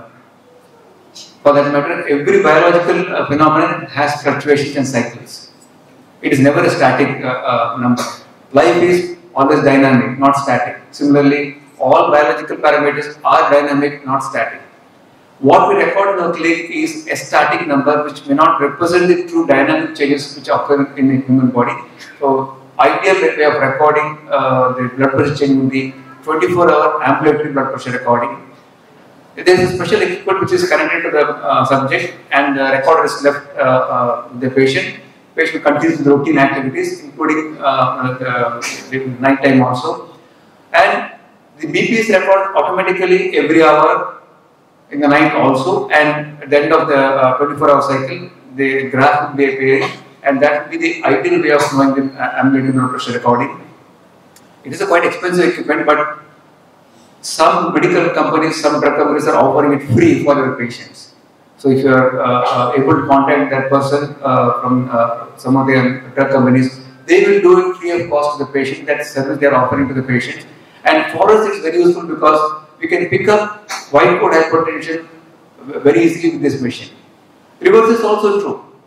When a patient comes to a clinic, some of them may have normal blood pressure, but actually they have high blood pressure afterwards. That's called as masked hypertension. There is no way of looking up this masked hypertension without recording in the house by the patient himself or without use of 24-hour ambulatory BP recording. So we should slowly move away from a static measurement in the clinic to home blood pressure monitoring by the patient, and wherever feasible or possible, go for 24-hour ambulatory BP recording. Next slide. These are the steps to be kept in mind when we record the blood pressure. Patient should be seated on the ground. That should be the correct position for recording the blood pressure. Not lying down, not standing. The first recording should be back supported, patient seated on the chair, feet on the ground, and hand kept on the table, and the BP cuff has to be attached. The cuff should be at the heart level, not the equipment, not the mercury level, not the entire equipment. The cuff should be at the heart level, and hand should be supported. It should not be hanging in the air because the muscles have been totally relaxed. So, sitting in a chair, feet on the ground, back supported, relaxing for about 5 minutes, hand kept on the table, and cuff at the heart level. That should be the ideal position for recording the blood pressure. And take at least 2 to 3 recordings, take the average of that. In some conditions, you will have to check the standing blood pressure also, especially elderly patients or those who have got possibility of autonomic changes. It's better to check the blood pressure on standing also. Check the BP on standing 1 to 3 minutes after standing, either from supine to standing or sitting to standing, especially on the first visit in elderly patients. Otherwise, you will be treating the blood pressure at the supine level or sitting position, but when the patient gets up, he may get giddiness. Especially this can have a devastating consequence in the night. Elderly patients walk up to the washroom in the night, they wake up, in the slumber, they wake up and then walk. If the BP falls down, and then they'll have problem, they have to go to Dr. Yogesh camp afterwards with the fractured femur. And we can prevent fractured femur by properly checking the blood pressure and avoiding postural giddiness in elderly patients. Next slide. Similar instruction should be given to the patient for home recording also. Automated devices are very good, well calibrated, and patient should know how to use them. Same instruction, they should be relaxing for some time. They should not check the blood pressure immediately on waking up. They should not check blood pressure immediately after having food.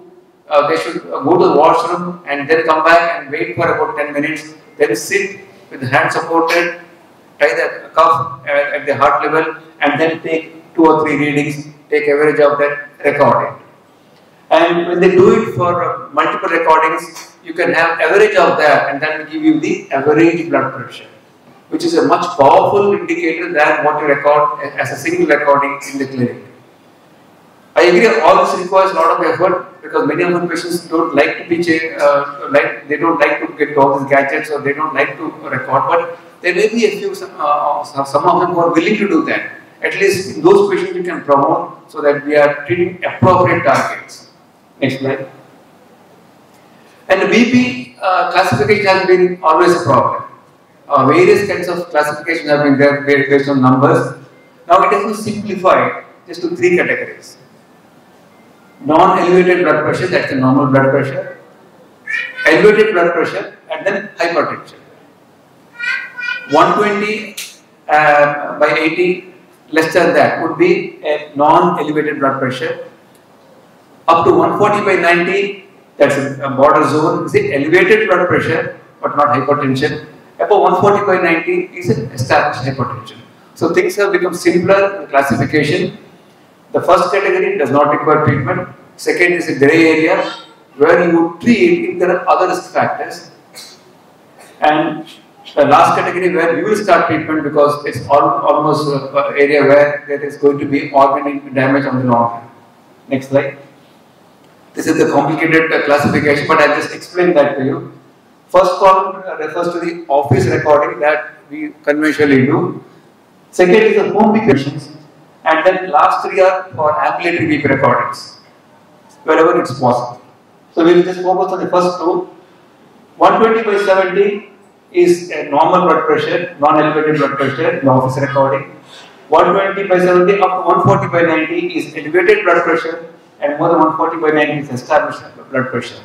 But for home recording using automated machines, the cutoffs are different. 120 by 70 and up to 135 by 85 is elevated. But the definition of hypertension is anything above 135 by 85 in the home recording. So the cutoff levels are different using different equipment and setups. In the clinic, 140/90 is blood pressure, established hypertension. But in the home recording, if the average is more than 135/85, that patient probably requires to start on medication. Next slide. And the same has been shown here.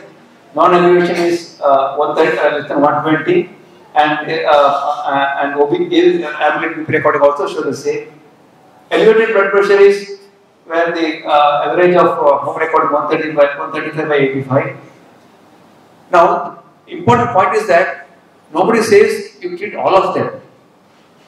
When these guidelines come, often people interpret wrongly, saying that the pharmaceutical industry is lobbying to bring down the threshold. By making it 135 between 120/70 to 140/90, nobody is suggesting treat all of them. If there are multiple risk factors or if there are already endocrine damage, treat those patients. All these are by evidence-based analysis. It is not that drug companies just come there and give their numbers. It is not just some experts come and give their numbers. These are all scientific studies. So when the numbers are come down to level of 120/84, we treat. We treat if there is associated other risk factor like diabetes, like obesity, like family history of diabetes or heart disease. So it is no more based on numbers. It is an assessment by the clinician as to what would be the risk. That assessment is a very important point that you will have to do in your patients. There are various ways, but you can do it clinically also. So based on your clinical experience and judgment, if you feel that this patient already has other risk factors, treat your 130/80. But if the patient has no other risk factors, only 1 or 2 readings are a bit high, up to 140/90 can safely wait. So they have repeat them, they have interpreted as per the context, not going blindly by the numbers. Next slide. So we come back to our patient, 45-year-old male, obese with 140/90, what do we do with him? So no doubt that we have to go for appropriate recording and confirm that this is actual hypertension. And then there are other points which will help us to decide regarding treatment. Go by the history. Is it a secondary hypertension? Are there other risk factors? Is it taking any other medications? For example, even simple cough syrups can increase the blood pressure because they contain sympathomimetics. They were using nasal spray. That also oximeter, that is common nasal spray. That is known to be sympathomimetic and push up the blood pressure. Just 2 days ago, I had a patient who suddenly went into palpitations and then heart rate came down. When we realized it's because of artery nasal spray. We stopped the nasal spray, palpitation stopped. So these are the simple points that we need to look for. History and also family history.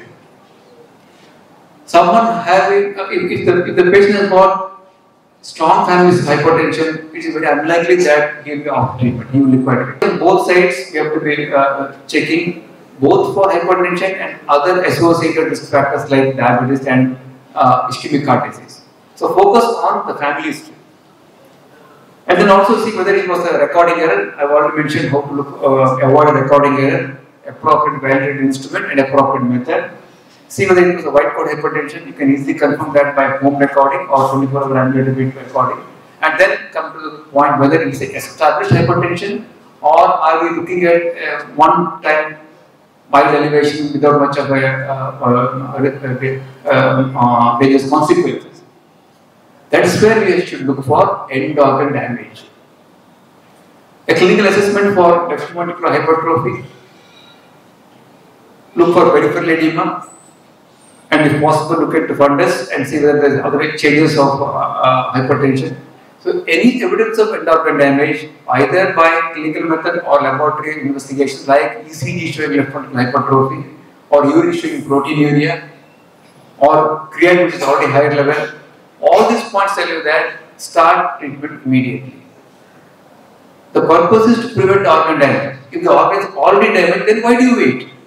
So, patients who have got end organ damage, start therapy immediately. And without end organ damage, probably you can wait for some more time. And when patients start developing hypertension, initially it becomes episodic hypertension. they have BP of 140/90 for half an hour, then after comes down to 130/80, then 120/70. Episodically it goes up and then comes down. So these episodes will continue for some time. That's why when they go to one doctor, they will say there was high blood pressure, another doctor said it was normal. They start doubting the competency of the doctors. Actually, it's a normal phenomenon. It is fluctuating initially. Later it becomes a sustained hypertension. So in the initial phase of fluctuations, if we don't pick up and tell them about lifestyle modifications, we can't prevent that established hypertension. But if we are able to convince the patient regarding the fluctuating nature and highlighting the importance of preventive measures, we can probably postpone the establishment of the hypertension. Next slide. I have already explained some of these features, the proper technique, use of newer machines, automated machines, and the importance of home recording, and importance of overall risk burden. Both in the field of cholesterol, diabetes, and hypertension, we go by risk-based approach, not based on single numbers. So there are various scores, but as I already explained, you are the best judge to decide about that. You have seen your practice. If you feel that the patient has overall risk of cardiovascular and renal complications, that patient needs to be started on treatment very early. And without any of this risk assessment, probably you can postpone your treatment decision. That's where there will be difference of opinion between clinicians, but that's the part of the field is like that. We should not comment about others' judgment because it's purely based on judgment, but judgment is based on scientific factor that higher the risk, early treatment, lower the risk, the treatment can be delayed. Once you decide to treat the patient, remember that the assessment should be in terms of kidney, heart, and the vessels. The kidneys are assessed based on proteinuria and creatinine level. Both need not be elevated. In a given patient, then only proteinuria, that also has the kidney damage. In another patient, then creatinine may be elevated, protein may be normal. Both are equally bad, and either of them will tell you that this patient. Cardiac evaluation can be by feeling the apex beat or loud second sound, or ECG showing left ventricular hypertrophy. Echocardiography can be evaluated by simple clinical examination. A stiff vessel can be one of the indicators of stiffening of the arteries, and also by specialized methods like the Doppler study. They are not required routine practice. At least do evaluation for the kidney and cardiac evaluation, then decide about the treatment. Next slide. The common lab investigations that are required are sugar value, because you want to definitely rule out diabetes. Presence or absence of diabetes will immediately change your approach for the patient. Hypertension without diabetes is much better than hypertension with diabetes. You will have to look into the cholesterol levels also, fasting lipid profile, or if it's random, you can go for total cholesterol and HDL. That's also sufficient. Check the creatinine and the urine for renal damage. Cardiac evaluation in ECG and echocardiogram. Look for metabolic syndrome. Metabolic syndrome is a loosely aggregated syndrome of, say, overweight, hypertension, diabetes, and dyslipidemia. And anyone with abdominal adiposity is a strong risk factor for a metabolic syndrome. So those with metabolic syndromes, you can pick them up easily with the abdominal fat. If they have got significant abdominal fat, they will have metabolic syndrome. And such patients do require aggressive approach. If there is diabetes and sugar, I call it double trouble. Individually, they are dangerous, but when they are together, it is multiplied, not by 2 or factor of 3 or 4. You will also see in clinical practice that whenever you see this disease in combination, hypertension and diabetes together is a powerful risk factor for cardiovascular complications. So don't ignore them. These double troubles can have to be addressed very aggressively. And then the treatment is not necessarily medication. Very aggressive lifestyle modification required. And if the end organ damages, you will have to go beyond lifestyle modification and start pharmacological approach also. Next slide. And what are the lifestyle modifications? Our 45-year-old patient with abdominal obesity, 140/90, luckily he doesn't have diabetes. What do you do with him? First, we would have checked his creatinine, urine examination, left nodal hypertrophy, nothing is there. And if possible, we would have gone checked his annual BP recording. Maybe it is not showing average of say 135/85, just at the threshold. Probably this is the patient where a good lifestyle modification is appropriate. Organ damage are not yet set in, just at the threshold of cutoff level. Go for aggressive lifestyle modification, which will include periodic regular exercises, diet restrictions, and of course relaxations. Exercises, they don't have to go for jogging, they don't have to go for workouts. Just about 140 to 150 minutes of walking every week is sufficient. And add a few more resistive isometric exercise also. But main thing is to have sustained regular physical activity, about 150 minutes of brisk walking per week. That's good enough. And then of course salt restriction, avoiding fried food, and having every day good amount of fruits, vegetables and nuts, and good potassium in the diet. That will go a long way in preventing an establishment of high blood pressure, and that will can reduce the BP load, and with that cardiovascular risk reduction. That is the ultimate goal. Next slide. There are many medications for blood pressure. Priorities for the blood pressure reduction. Bring it down at any cost. Which tablet actually doesn't matter. There are many medications, and for blood, as far as blood pressure is concerned, bringing it down is very important. Some of the good medications are expensive, the patient can't afford. Even old medications are sufficient as long as BP can be brought down. And there are some compelling indications for certain class of medication. Basically, we have got 4 classes: A, B, C, D. A stands for angiotensin ACE inhibitors or receptor blockers like enalapril, lisinopril, or telmisartan, losartan. B stands for beta blockers. C stands for calcium blockers, and D stands for diuretics. We got other medication like hydralazine or risperidone or chloride. It doesn't really matter as long as BP is brought down. If the patient can't afford newer medication, if they can't afford expensive medication, at least do the older medications. Professor Mani, who is a famous nephrologist from Chennai, has shown in an elegant study in a field level, in a community level, that as long as the BP is brought down, even if it is an older medication, it does not matter, it gives protection. So priorities for reduction of the blood pressure. In addition, there is some compelling indication. For example, if there is prostatic hypertrophy, go for an alpha blocker. If there is asthma, avoid a beta blocker. If there is ischemic heart disease, beta blocker is indicated. If there is proteinuria, prefer ACE inhibitors or angiotensin receptor blockers. So in diabetic patient, if there is high blood pressure, if there is no proteinuria, you can give calcium channel blockers. But if there is proteinuria, you should prefer telmisartan or enalapril. So that's how we go by the compelling indications to decide what is to be given. There will be some contraindications for certain medications. For example, if there is glaucoma, you should avoid certain medications. If there is heart failure, you must avoid alpha blockers. If there is a rising creatinine, you must avoid ACE inhibitors and ARBs. So there are certain contraindications for certain medications. Beta blocker was a very much preferred drugs about 20 years ago. Now it has got to the back seat. Now the preference is for A, C, D, not the B. Because the studies have shown that beta blockers, although they reduce the blood pressure, they don't substantially reduce the cardiovascular complication that is required, or they do not prevent so much of stroke.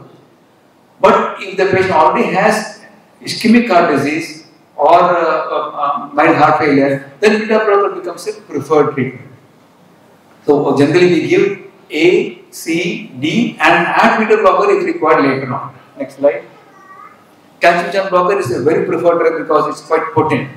So we start with a single drug if the BP is marginally elevated. If there are no other risk factors, there is no target organ damage.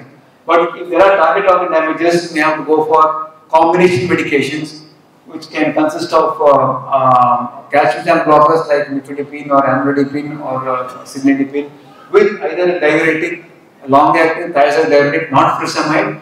Preferred diuretic is thiazide like diuretic. And if the BP is still not under control, you can go for triple combination.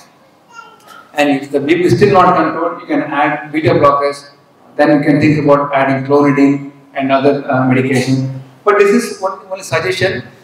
Please remember that what is important is to bring down the blood pressure. They may have modified in our own practice based on what the patient can afford and what's available. Next slide. And when the BP is on the lower side, check the standing blood pressure. Avoid the antihypertensives and reduce the dose. If the BP is 120 and up to 130, it is a safe level, but treat it if there is risk factors. If the blood pressure is more than 140, cardiac damage is already there. Various levels of blood pressure will help you to decide the treatment. Next slide. So this patient has been put on medications. Our 45-year-old patient was a busy executive. After some time, he comes back with the edema of the feet. He has been on a calcium backup, obviously. Then what do? Either tell him that this is an innocuous side effect. If he is not really worried about that, he can continue with that. But invariably, patients don't like it. They always relate edema with a kidney problem and they want to change the tablet. If they really want to change, you can change it to either telmisartan or a combination of telmisartan and hydrochlorothiazide. This is a very preferred combination, very potent combination. But the problem is, many of them develop hyponatremia with this combination. So our patient, after starting this tablet, after about a month or two, he comes back with severe fatigue, drowsy, ataxia and giddiness. You check his sodium, especially when a patient is on a combination of telmisartan and a thiazide. Check the sodium. If they complain of non-specific tiredness and fatigue, sodium might be low. And if that's the case, take out hydrochlorothiazide. Continue with the telmisartan and a combination of calcium channel blocker. Next slide. When they have multiple diseases, cholesterol, sugar and blood pressure, which is more important? Which is a major villain in this combination? Generally, we tend to think about diabetes as a major complication, a bigger villain. But studies have shown that treating cholesterol gives a much stronger benefit than treating diabetes. Treating hypertension gives a much better benefit than treating sugar. So the focus should be on an appropriate lipid control, blood pressure control, and then sugar control. So our patient has been already put on antihypertensives after say 2-3 years. Now comes back with a fasting sugar of 118. Now when we see only 118, our tendency is to say, you're not a diabetic, diet control, and he goes to every function, has bias and everything as before. And then whenever sugar is slightly, he blame it on the previous day mangoes or functions. And then after 4 months, he comes back with HbA1c of 9. Just 4 months ago, you told me he is not diabetic, and then he comes back in 4 months with the A1c of 9. He is going to get the previous doctor or the previous lab. Actually, the recording was not wrong. We went by his fasting sugar, forgetting to check his PP sugar. In India, based on our diet, PP sugar is a much important target to detect diabetes. Many of them will have PP sugar of 210 or 220, fasting sugar of 110. That may be because of our food habits, which are very rich in carbohydrate. So this patient, subsequently when the A1C was high, was found to have a PP sugar of quite high level. Then what do? His sugar is, do you go for lifestyle modification? Or do you give insulin? Or do you go for OHA? Just because sugar is 9, don't think that he requires insulin. Earlier, when the A1C was very high, we were jumping to start insulin and scaring the patient. I have some of my close relatives who, with aggressive lifestyle modification, brought down their A1C from 9 to 5.5. It is still possible. So, if there are no endocrine damages, there is no proteinuria, if there is no high blood pressure, if your patient can go for a strict diet and lifestyle modification, give them the chance. And this cousin of mine is more than about 2 years, he is not on medication. His sugar was A1C was really 9, now it is better than mine, it is 5.7 now. Modification and can be put on regular monitoring, give them a chance to avoid medication if possible. Next slide. Once you decide to put him on treatment, I am talking about modern medicine or allopathic medicine. all systems can be tried. We go for OHAs, which OHA, there are a lot of new OHAs. Earlier we used to have glycine, sulfonylurea, metformin. Now we have got gliptins, neurogram variety, and SGLT2 inhibitors like dapagliflozin. There are many types of OHAs available. Based on their other risk profile, we decide that. For example, if the patient got a proteinuria, type 2 diabetes, we have to include dapagliflozin because that reduces proteinuria also. Sulfonylurea like glycine, glycoprid are very strong medications, but they do not provide any cardiovascular benefit. So in the field of diabetes, we don't look at numbers alone. We go for drugs which have proven cardiovascular benefit. And unfortunately, all our popular diabetic medications like glycoprid and glycoprid do not have any cardiovascular benefit. They bring down the sugar, but they don't prevent cardiac complications. Whereas our good old metformin is cardioprotective, and our newer medication like dapagliflozin is cardioprotective, renoprotective. So we have to select the medications not based on the action of the sugar alone. We have to go for organ protection also. Next slide. This is a very busy slide with a recent guideline. I put it to highlight the fact that now the importance is given for SGLT2 inhibitors mainly because of the proven safety and efficacy. But in a given context, metformin is good enough. So in our context, metformin should be the first drug of choice. Then go for sulfonylurea or SGLT2 inhibitors like dapagliflozin, canagliflozin. We should remember the side effects. Many of them produce urinary tract infections and vellum fasciitis. When we give dapagliflozin, we should be aware of the side effects. Next slide.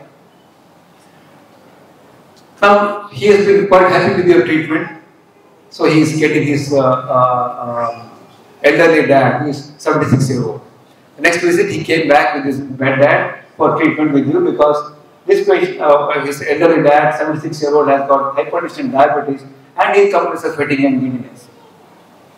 You check the blood pressure standing, lying, or sitting, blood pressure was 150 by 94. On standing, we dropped down to about 110 by 70. This old man is suffering from postural giddiness due to antihypertensive medications, coupled with diabetes also. So the BP targets are different.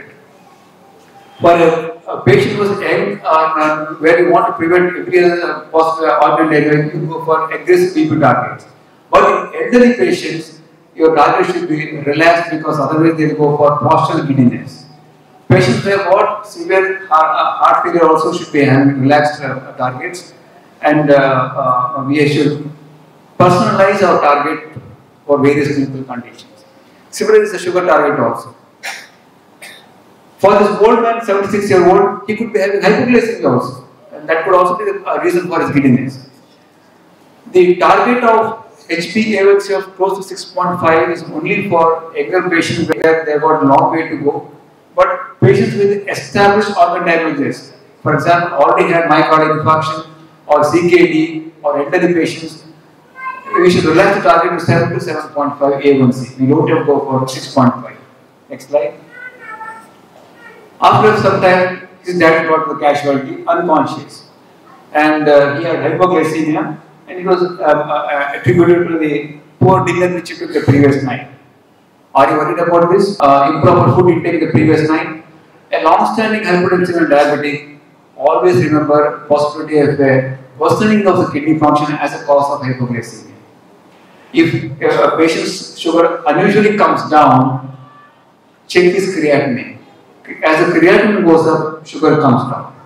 So the new onset of hypoglycemia could be heralding or indicating an underlying creatinine. Don't simply attribute it to the poor intake the previous night. Check for creatinine, and maybe creatinine is on the higher side. Next slide. And with this success of the treatment for his dad, he is very happy. He brings his younger nephew for the next visit. 20-year-old young boy coming with recently diagnosed diabetes. Till recently, all young diabetes we were labeling as type 1. But now we know that it could be type 1, type 2, or pancreatic diabetes also. So every young diabetic is not a type 1 diabetic. Every young diabetic need not be insulin dependent diabetes. If you don't investigate this patient, they may be unnecessarily put on lifelong insulin. Think of possibility of a early onset type 2, or it could also be pancreatic diabetes. It could be pancreatic calcification. So some more investigation required in these patients to rule out these conditions. Next slide. And another important point regarding interventions. We have got lifestyle modifications. For example, our patient now 55. We started at 45. At 55, he has a lot of stresses in life. That's the age when there is a lot of stresses both on family side, professional side. His TMT was done. It's positive. And now he says he wants to start lifestyle modification. And he wants to go to naturopathy for lifestyle modification. What would be your advice? All these interventions are stage specific. Lifestyle modification gives the best result in early stage, not once organ damage has occurred. Typically, they get the urge to be very aggressive with the lifestyle modification. That is not the time to be aggressive with the lifestyle modification. That was when there was initial diagnosis. So the interventions are stage specific. Lifestyle modifications are the best in the initial stages. Metformin and other medications are the best in the intermediate stage. Once there is organ damages, creatinine gone up, then it's the stage for insulin. You can't be talking about metformin once the kidney cells fail. So the way you will treat will depend upon the stage of the disease, not based on the medication that is available with you, not based on whether the drug is new or old, not based on the fact whether it's expensive or not. It is a stage that matters. So evaluate the patients for the appropriate stage of the disease. Next slide. And we go beyond numbers. For hypertension, go beyond the blood pressure. Some medications have got more organ protection. For example, ACE inhibitors and AR based are very much nephroprotective. Calcium blockers are very good for isolated systolic hypertension because among all the medications, calcium blockers is the most potent one to bring down the blood pressure. So we should go beyond the numbers and see how they can benefit for the patient. Even diabetes, as I already mentioned, it is not just the fact whether the sugar is brought down, whether it is an organ protection or not. It goes not only for allopathic medicines, for all Ayurvedic medicines also. It is not just the reduction of blood pressure. See whether there is any overall improvement in the risk factors and whether we are protecting, whether we are preventing cardiovascular events. Overall risk reduction and reduction in cardiovascular mortality is important. Ultimately, it is not our goal to bring down the blood pressure or bring down the blood sugar. Our goal is to prevent deaths and prevent mortality. Next slide. So, I have taken you through the combination of risk factors that hypertension and diabetes properly, appropriate measurement techniques, the newer techniques that are available, maybe a bit fanciful right now, but over the period of next 1 decade, I'm sure it will become a routine. And overall approach for these patients, how to evaluate them clinically, and with the example of one patient and how it evolved, I have explained to you the importance of appropriate evaluation and the decision to treat, when to treat, and when to intervene and how to intervene, and a few points regarding the drugs available for these two diseases. I thank once again all of you for your patient hearing, and especially Dr. Pradeep and Dr. Sushma for giving me this opportunity. Mainly because every time I address AFI, I see so much of enthusiasm and willingness to learn new things, which I don't see with modern medicine. I used to come and say IME meetings. The hall will be full only at the end of the meeting. And I am happy to see that hall is full in the beginning of the meeting also. And I compliment all of you for this and wish you all. Thank you. Thank you, sir, for your valuable, detailed and more simplified presentation. The knowledge that you have shared with us today have truly enriched the knowledge about leading lifestyle disorders, hypertension and diabetes. We have with us today Biswaranjan Das, BPT, MPT, Musculoskeletal Disorders and Sports, Extended Scope Physiotherapist, Specialist Center of Hip and Knee, KMC Bandaru. He is also with us today. We appreciate your presence, sir, and we welcome you, sir. Below for that to hold well. Now, if with that knee I can make somebody sit down cross-legged, I may not be able to do that very well with this. So therefore, in the first place, if somebody needs an operation and I could do a smaller operation, I would always plan to do that.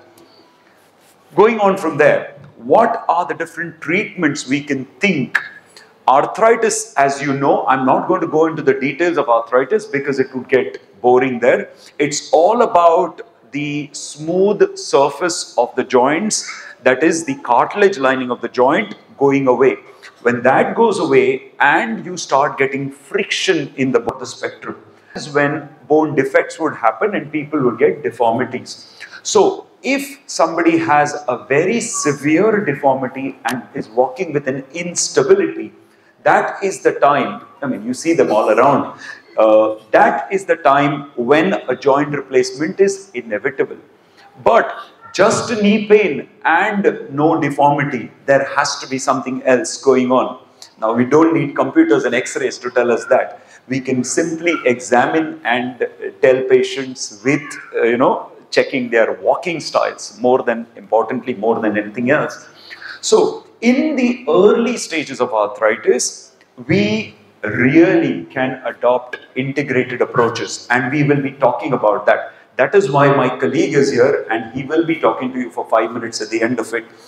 That is the role when a lot of all our allied systems of medicine and principles in Ayurveda and the other systems of medicine have a great role.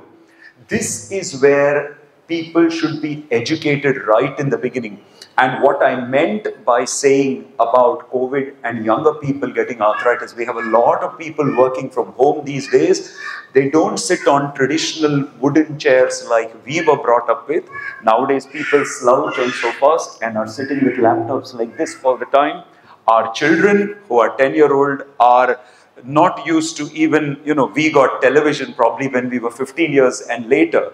Nowadays, our 2-year-olds are much better at handling mobiles than we are. And all the time people have postures like this. These are things which probably are going to affect us in our young adulthoods and probably going to cause arthritis later. That is what we got to look into.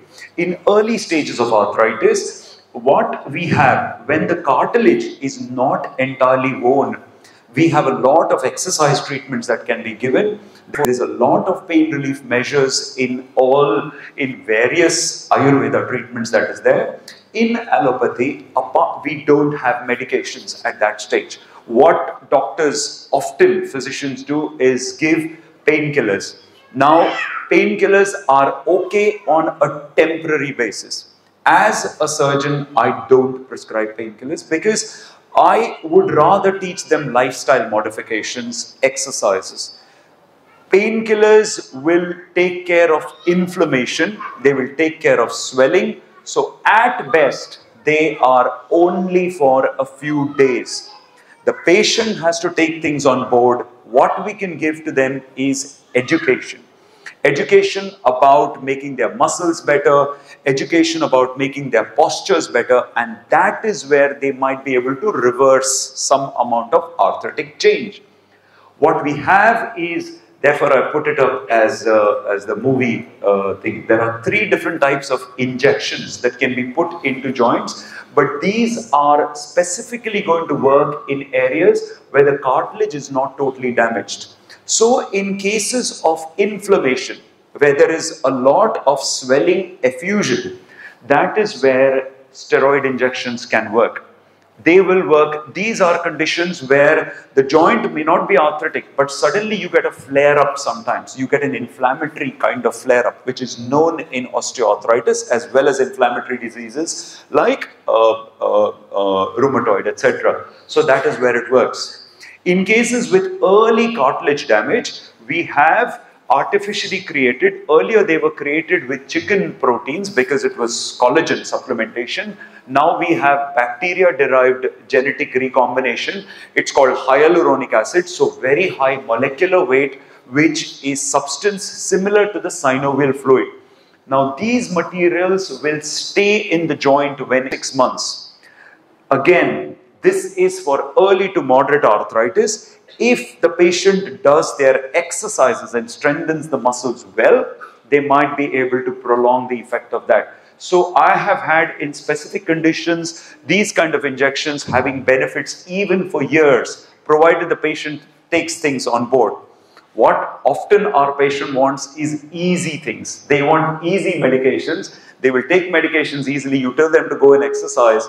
They, whatever it is, they come back later for an operation. So then at least I don't blame myself. They're responsible for their own outcomes, isn't it? The third kid on the block is something called PRP, or platelet-rich plasma. Now this has been advertised a lot. There is a lot of cell therapies out there. So this is a new branch of medicine which is coming up called regenerative medicine. What we are doing with cells is we are trying to extract centrifuge good effects from cells. That is, platelets are involved in blood clot formation, scar tissue formation, healing. So there's a lot of healing factors which are concentrated. Also in blood we have white blood cells which have inflammatory mediators in them. So with good centrifugation techniques, if we can get less WBCs and more platelets together and inject platelets in the right place, those give more healing factors without getting the inflammatory factors of WBCs, which is where in the right stage those can make a difference.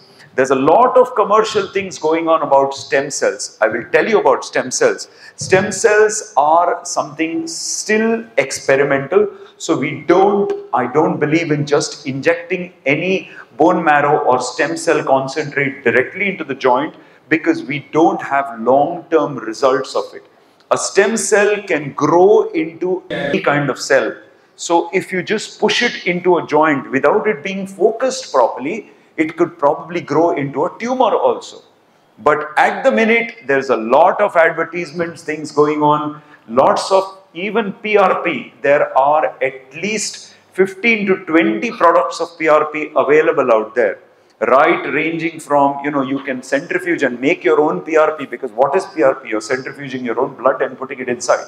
But unless it is standardized, a kit has to be standardized to be able to separate platelets from white blood cells. Otherwise, if you just take any centrifuged blood and inject it in somebody's knee, you can get white cells, and that can become an infection-like picture, like a septic arthritis picture. So the patient will not thank you for it. Things like these can cause sudden anaphylactic reactions. So if you inject any of these initially, it's got to be in a hospital environment. It's got to be a standardized kit, because there are lots of things available out there, and understand the principle before going into it. Next, understanding various conditions can help us diagnose and prevent arthritis early.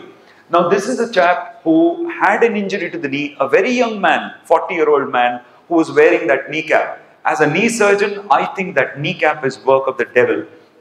So that can make an injury get neglected. Somebody can walk with an injury, any injury, if it is neglected for 3 to 4 weeks and pain persists. The body's healing mechanisms should allow any basic sprain or ligament injury to heal within 3 to 4 weeks. Somebody wears a kneecap, that kneecap helps the brain more than the knee, and they're walking around like that. They don't realize that the problem inside is compounding. The kneecap, in addition to, it might help the brain, help reduce the swelling temporarily for 1 or 2 days, only be harmful, because with putting pressure on top of the knee, it also makes the muscles waste. When muscles waste, knee injuries and cartilage damage compounds. So what was inside this guy? He really needed a good examination. You can see just lying down on a couch, you can see this is touching the couch down below. This is not. It's a locked knee. He had not been able to straighten his knee for 2 months and not realized it. Now, that is a picture into a keyhole picture. So an arthroscope with a 4mm incision has been put into the knee. In between the femur and the tibia, you need to have a meniscus. That meniscus has been flipped, it is torn all around, and it is stuck in the inside. So every time he was walking, he was actually sandwiching that meniscus. So if it remains slipped like that for more than 2 months, it can never be repaired again. Fortunately, we got it in the right point, and with the right techniques, we are able to suture it. We were taught that, and 90% of people who still call themselves arthroscopy specialists are actually just taking out that meniscus. So a lot of commercialization out there, but true specialization is very important. So any center where we do keyhole surgery, we should be able to have techniques for repairing it. They can be expensive, there are cheaper methods also. But if we save and we are able to repair that meniscus, that can actually give them back a normal joint and prevent arthritis. Now, many times this is taken out. If it is taken out, the symptoms will go at that point, but the knee will remain without shock absorption and they will develop arthritis 10-15 years later. So it's not good for meniscus to be taken out at 40 because they'll get arthritis at 50. Now, what do many times young people get? This is a common injury which many of our young boys get between 15 and 25. They have a football injury, they don't realize. X-rays many times show because X-rays will show only bone fractures, but they are having symptoms. So if symptoms continue 2 weeks or more, 2 to 3 weeks or more with persisting swelling in a young person, don't neglect it. This is basically like a car in a minor accident undergoes a dent. This is a surface fracture. So if it goes to the bone on the X-ray, we might see a very small wafer of bone. If that is neglected, if it is detected, it can be fixed with keyhole surgery. So this is a small fragment which I was able to fix by just shooting like a dart in keyhole surgery. If something like that gets neglected, that becomes a crater on the bone. Now you can imagine the road from here to Mangalore, we got half an hour late because the road was like that. If it was one patch, it can easily, you could do a patchwork.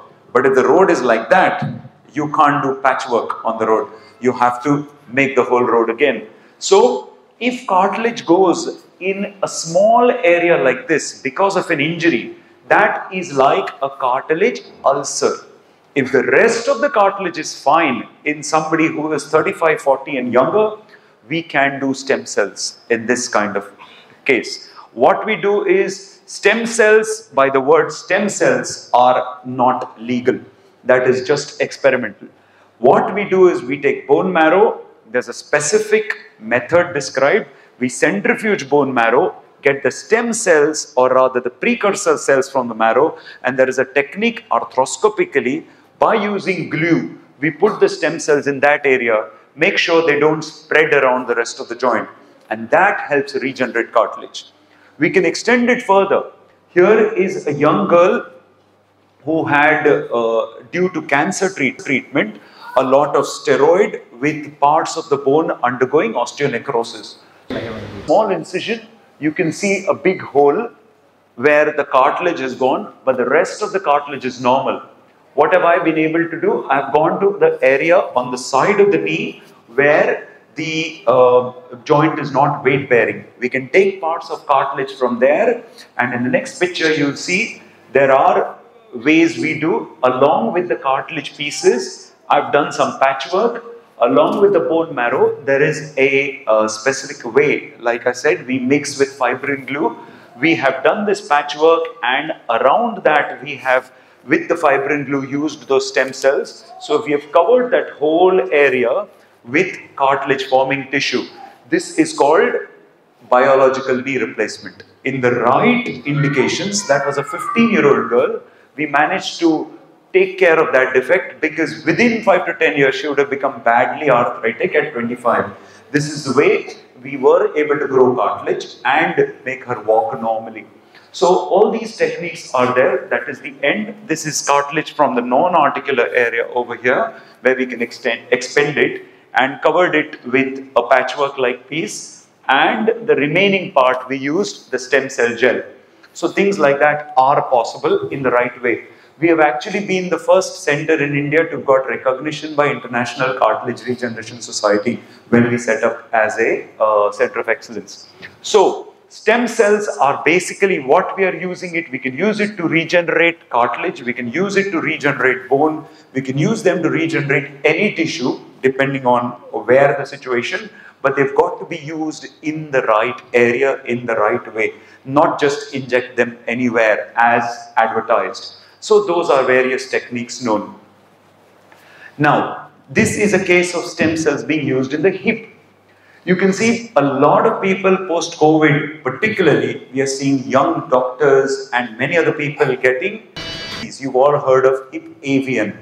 So This person did leave it till a late stage. He's only in his 30s. So you can see the head, which is round. Over here, there is a little bit of irregularity. It may not be that clear, but here the head has already collapsed. It is quite obvious in X-rays. Many of these things, people go and do MRIs, and the MRIs reports are about 20% of them do get errors. But in a good hip surgeon's experience, we can very well diagnose that on X-ray itself. That and that as a combination, I can see the joint space here is not entirely concentric. On the other side, I can see a cyst in the bone, but the surface of the bone is okay. So he was advised having hip replacements bilaterally because he was in a lot of pain. But in cases where the bone has not collapsed, I am able to actually drill it, take the dead bone out and replace it with the same type of stem cells where I can make bone regenerate. On this side, I've had to replace it with the hip. I have no concerns if I can prevent hip on one side. You can see that head which was collapsed there. You can see how a collapsed head looks. So it is exactly like our old mud houses. If the pillar of the house, which is wooden and with the mud roof on the top, if the pillar gets termites, you can replace the pillar. But if the roof falls and water gets into a mud house, then the whole house has to be reconstructed basically. So it's basically preventing his treatment at the right stage. Now, more than that, there are various other technical things. Here is a young person who's got one side quite bowed. You can clearly see the difference. So they are walking like that with one side bowed. People, because of multifactorial reasons, genetics and everything else, often, even at 50, a total joint replacement is advised. But if there is disease only on one side and the rest of the joint is okay, we have a technology of what's called partial joint replacement. Now, this is a much smaller operation, much less risky, much faster outcome, and feels entirely like a normal knee. A knee replacement will feel better than an arthritic knee, but it will be clicking once in a while. So a patient has to be well motivated. But this type of operation feels like a normal knee. Now at 50, I want to prevent a joint replacement, because if I do a joint replacement, which is an option for this, at 50 years, that patient will require to have another operation when they're 70 and still young. But if I have to do 2 operations eventually at 50, because one metal may not last 50 years, if I do this, I can easily change that to a total knee replacement at when the patient is 70 or 75. Now, if the same person is a manual laborer, I still won't do this. There are options of realigning and decreasing the pressure in that joint. So various options are there in the right indication. So each person is a study in itself. We have to see the factors, the character of that knee and the character of the patient in deciding the treatment. When it comes to hips, like I said, MRIs, X-rays are all there, but with a right examination, with assessing X-rays itself, like, we can see lines, we can see them crossing, and nowadays we get more information on X-rays if they're properly done. It's not about doing X-ray or MRI. Whatever is there should be done properly and interpreted properly. That is important. Now, when it comes to stages of treatment and treating the patient, I'm just reiterating what Dr. Gokhale said. Who will go to one doctor, not be satisfied, go to another doctor. So there are various stages of treatment, as they say. So they will go to one doctor, they will take second opinions and still not be satisfied. So it's about education and counseling, and many times spending, you have to be passionate about what you're treating, getting to the root cause of the disease and treating the preventive elements. You have to treat the mind as well. People often get satisfaction in the fact that having a disease will get them sympathy from other people, and that itself becomes a gratification. Now that cannot be helped with surgery. Again, that has to be motivation. At the end of the day, we can't just fold our hands and expect that to be wonders. Even God has said we have to help ourselves.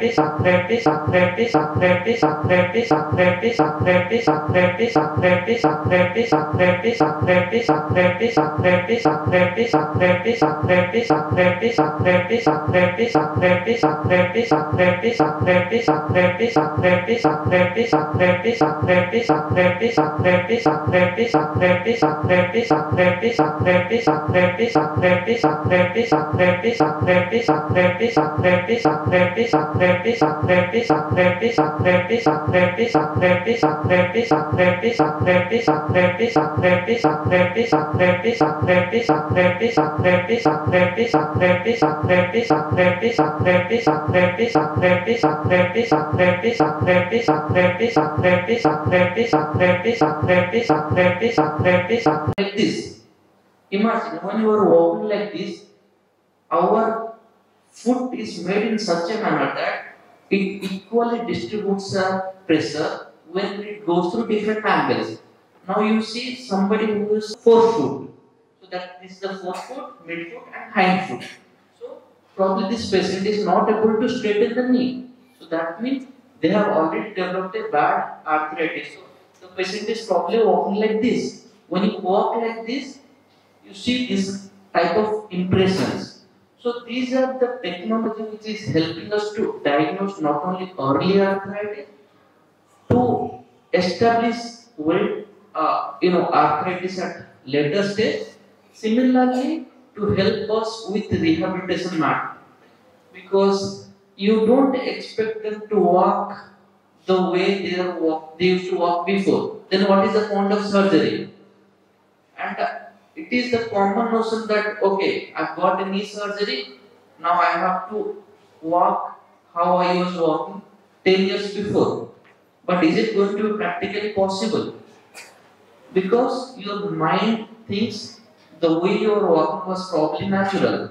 So recreating those natural style of walking takes little bit of training, and that is where I must commend Dr. Murli Krishna also, because sir has been helping lot of patients who cannot afford to come down all the way to Mangalore for rehabilitation. He has got a nice setup where he has got lot of Ayush doctors and helping patients to rehabilitate back to normalcy. So that is where a multi-team approach makes a lot of difference, because all these things can be done when it is done in a right manner. Now we have got a center called Gati, Gait and Posture, where we are doing a lot of innovation related work. We are doing a lot of research related to prevention as well as related to rehabilitating back to their normal life. Walking is not only about fashion, or surgery is not only about fashion. You see somebody how passionately they are walking. It is not the success. A success of a surgery depends when you will be going back to this. So this is actually one of our Ayurveda doctor, who is a 60-year-old doctor, unfortunately got arthritis quite early, and she keeps sending us these videos. So this is after 4 months of joint replacement, and this is at 6 months. So she keeps us sending these videos just to not to show that she is dancing. It is to show her gratitude that she has started living her quality of life. So when a surgery is done in a rightful manner, when it was medically managed primarily by the eye doctors at various places, or involvement of Dr. Chakramani, or having good rehabilitation, then we can do wonders with patients. So I would like to urge all of you to give your best, not only to treat the patient after surgery, but to prevent this, because the way India is going towards arthritis or obesity or hypertension or diabetes, we are looking at quite large number of patients having bad life. So having a good lifestyle can prevent at least 70% of the conditions. So let's join together and help the patients to live a healthy lifestyle. Thank you.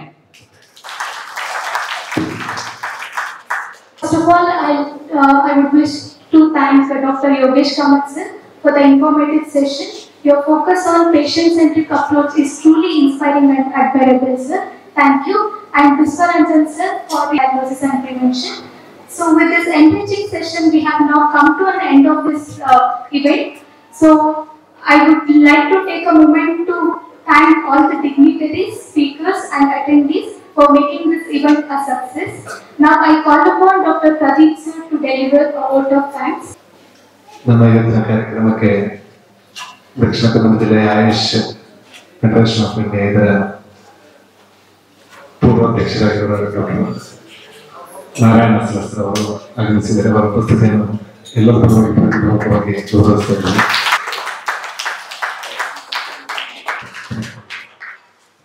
ಈ ಕಾರ್ಯಕ್ರಮದ ಹಿಂದೆ ಬಹಳ ದಿನಗಳಿಂದ ಅವರು ದುಡಿತಾ ಇದ್ದಾರೆ. ಹಾಗೆ ಚಾಂದನಿ ಮತ್ತು ಅವರ ಇಡೀ ಬಳಗಕ್ಕೆ ವಿಶೇಷವಾದ ಅಭಿನಂದನೆಗಳನ್ನು ಸಲ್ಲಿಸಿದ Chandni madam, doctor Chakrapani sir ಮತ್ತು ಡಾಕ್ಟರ್ ಯೋಗೇಶ್ ಮತ್ತೆ ಸಲ್ಲಿಸಬೇಕೆಂದರೆ ನಿಜವಾದ ಅದ್ಭುತವಾದ ಕಾರ್ಯಕ್ರಮ ನಡೆಸಿಕೊಟ್ಟಿದ್ದೇವೆ ಸರ್. ನಿಮ್ಮ ಪ್ರೋತ್ಸಾಹ ಸಹಕಾರ ವಿನಯಪೂರ್ವಕವಾಗಿ ವಿನಂತಿಸ್ತಾ ಈ ಕಾರ್ಯಕ್ರಮವನ್ನು ನಾವು ಮುಕ್ತಾಯಗೊಳಿಸ್ತಾ ಇದ್ದೇವೆ. ಇದೀಗ ಬಹುಜನರ ವ್ಯವಸ್ಥೆಗೆ ನಾವೆಲ್ಲ ತೆರಳಬಹುದು ಅಂತ ಹೇಳಿ ವಿನಂತಿಸ್ತಾ ಎಲ್ಲ ಆಯುಷ್ ವೈದ್ಯರಲ್ಲಿ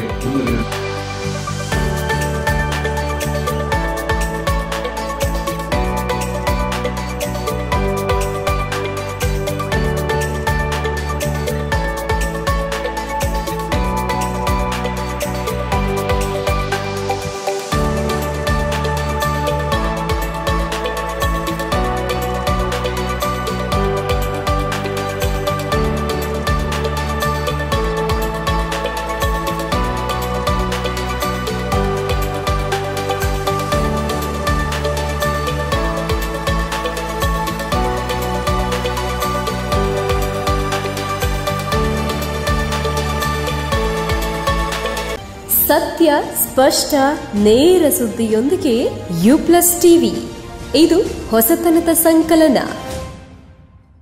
ಬೆನಕ ಹಾಸ್ಪಿಟಲ್ ಕಳೆದ 18 ವರ್ಷಗಳಿಂದ ಬೆಳ್ತಂಗಡಿ ತಾಲೂಕಿನಲ್ಲಿ ಉತ್ಕೃಷ್ಟ ಸೇವೆ ಸಲ್ಲಿಸುತ್ತಿರುವ ಉಜಿರೆಯ ಬೆನಕ ಹೆಲ್ತ್ ಸೆಂಟರ್ ನುರಿತ ತಜ್ಞರು ಹಾಗೂ ಅತ್ಯಾಧುನಿಕ ಸವಲತ್ತುಗಳೊಂದಿಗೆ ಮಲ್ಟಿ ಸ್ಪೆಷಾಲಿಟಿ ಹಾಸ್ಪಿಟಲ್.